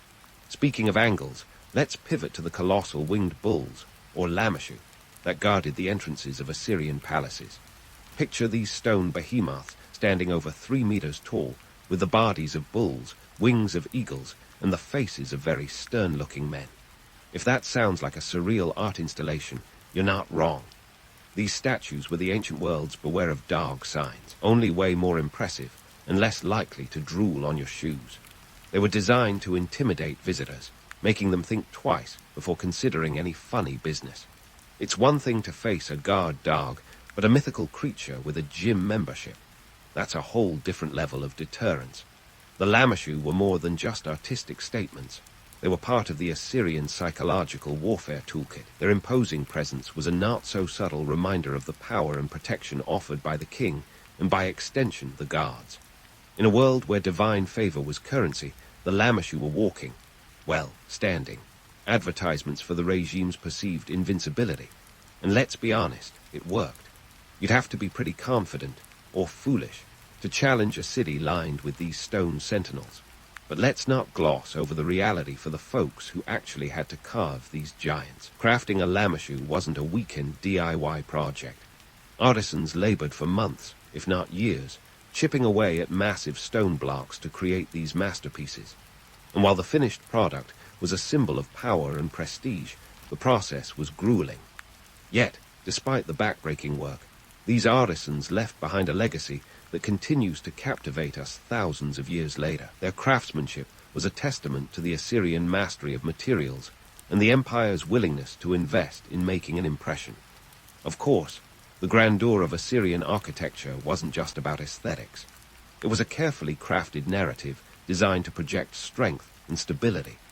In a world where political alliances shifted as often as the Tigris changed course, having a cityscape that exuded power was crucial. The Assyrians understood that architecture could be as much a weapon as any spear or sword. When your empire is as expansive as theirs, with borders constantly being tested, making a visual statement was just as important as military might. And it's this intersection of art and intimidation that makes Assyrian architecture so fascinating. The empire's builders weren't just constructing walls and temples.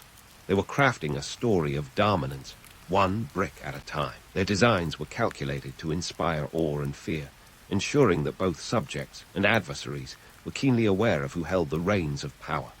It was a strategy that worked well for centuries, cementing the Assyrians' place in history as both conquerors and creators. As we continue to unravel the tapestry of the Assyrian world, remember that every ziggurat, relief, and lamashu was more than just a physical structure. Each was a piece of a larger puzzle, a carefully placed brick in the empire's narrative. The Assyrians were masters of their craft, creating a legacy that would echo through time, long after the dust of their cities had settled. And while we might chuckle at their proclivity for grandiosity, there's no denying that they left a mark on history as indelible as the carvings on their palace walls. So, as we glance ahead to what's next, keep in mind that the story of the Neo-Assyrian Empire is far from over. We've barely scratched the surface of their architectural prowess. There are more marvels and myths to explore, more truths to uncover, and more legends to debunk. Stay tuned as we dig deeper into the legacy of this ancient powerhouse, one stone at a time. The Neo-Assyrian Empire wasn't just about showcasing power through colossal structures. It was about the gears and levers behind the scenes that kept the empire's engine running. An engine fueled by a well-oiled system of taxation and resource management. It's like discovering that behind every rock star's glamorous lifestyle is a meticulous accountant and a caffeine-fueled manager ensuring everything stays on track. The Assyrians were no different, except their manager was a complex web of bureaucratic efficiency, and their accountant came armed with a ledger of tributes and taxes. At the heart of this system was the empire's taxation mechanism, a feat of administrative genius that would make even the most seasoned IRS agent nod in admiration. The Assyrians weren't just about collecting taxes willy-nilly. They had a structured approach that would have made any modern-day economist proud. They levied taxes not just on land, but on goods, labor, and even military service. This wasn't just squeezing pennies from the populace. It was a calculated strategy to ensure a steady flow of resources to fund their grandiose projects. Now, let's talk numbers. The Assyrians demanded a range of tributes: grain, livestock, textiles, metals, and of course, silver talents. Because who doesn't love a hefty purse of silver? For instance, conquered regions were often required to pay an annual tribute, a kind of thank you for the privilege of being part of the Assyrian world. It was the ancient version of a subscription service, but instead of streaming your favorite shows, you got to enjoy the peace of not having your city razed to the ground. But here's the kicker. While taxes and tributes kept the coffers full, the real economic powerhouse lay in the empire's talent for strategic conquests. Forget fair trade. The Assyrians were all about aggressive expansion. They didn't just conquer territories. They absorbed them, turning them into integral cogs in the imperial machine. Each conquest brought new resources, manpower, and crucially, new tax revenue. It was the ultimate hostile takeover, with the added bonus of ancient PR spin to make it look like a benevolent act of empire building. However, as any empire builder will tell you, expansion is a double-edged sword, one side gleaming with opportunity, the other with the sharp edge of overreach. The Assyrians, in their zeal to stretch their borders, found themselves juggling more territories than they could comfortably manage. It's the age-old story of biting off more than you can chew, only with a lot more spears and chariots involved. The further they expanded, the more they had to invest in maintaining control, a logistical nightmare that required not only military might, but also a solid supply chain. Think of it like this. The Assyrian Empire was riding high, a unicyclist balancing flaming swords, dazzling spectators with each deft maneuver. But as the empire stretched from the Mediterranean to the fringes of Egypt, and from the Taurus Mountains to the Persian plateau, the juggling act became increasingly precarious. Each new territory was a flaming sword added to the act, and while the audience might marvel at the spectacle, the performer knows that one slip could lead to disaster, and disaster, in the end, came knocking. Overextension made the empire vulnerable, like an overinflated balloon just waiting to pop. Internal strife began to simmer as resources were stretched thin, and the once mighty military found itself spread too far, too thinly. The empire's downfall was less a dramatic collapse and more a slow unraveling, like a one-sided tapestry slowly fraying at the edges. Provinces began to rebel, and rival powers sensed weakness, circling like vultures over a wounded beast. But before you start feeling too sorry for the Assyrians, remember that their empire, like many before and after, was built on the backs of those who had little choice in the matter. The grand palaces, the towering ziggurats, the sprawling cities, all were erected with the labor of thousands, many of whom would have much rather been tending their fields than hauling stone under a blazing sun. The Assyrians were masters of propaganda, crafting a narrative of divine right and manifest destiny.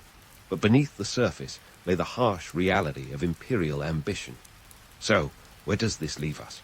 The Neo-Assyrian Empire was a marvel of human ingenuity, a testament to what sheer willpower and administrative acumen could achieve. Yet it was also a cautionary tale of hubris, of what happens when ambition outstrips capacity. The empire's architectural achievements were not just monuments to their time, but also to the complexities of history, where the lines between glory and folly blur.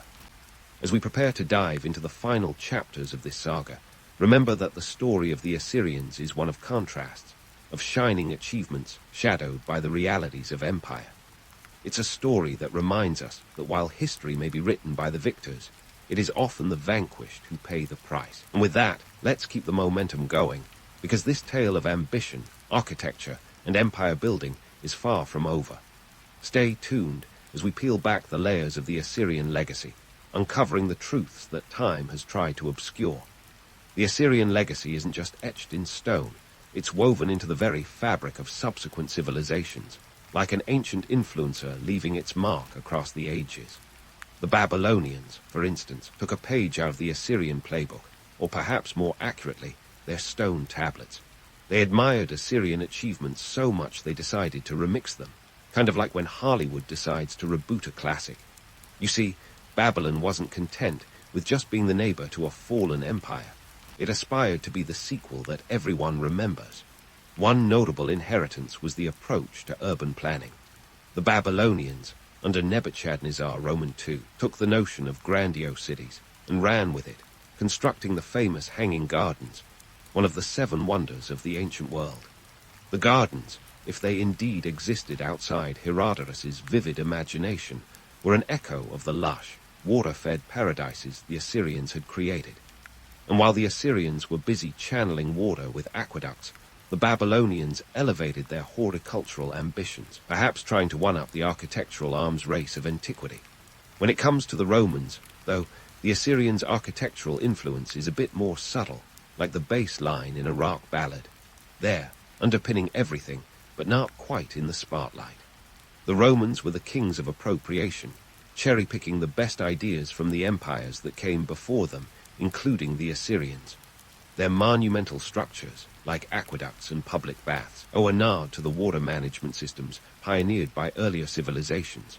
The Neo-Assyrians may have been the unsung pioneers of hydraulic engineering, but the Romans certainly took it to the next level, adding arches and a bit of that Roman flair that says, we know how to do grandeur.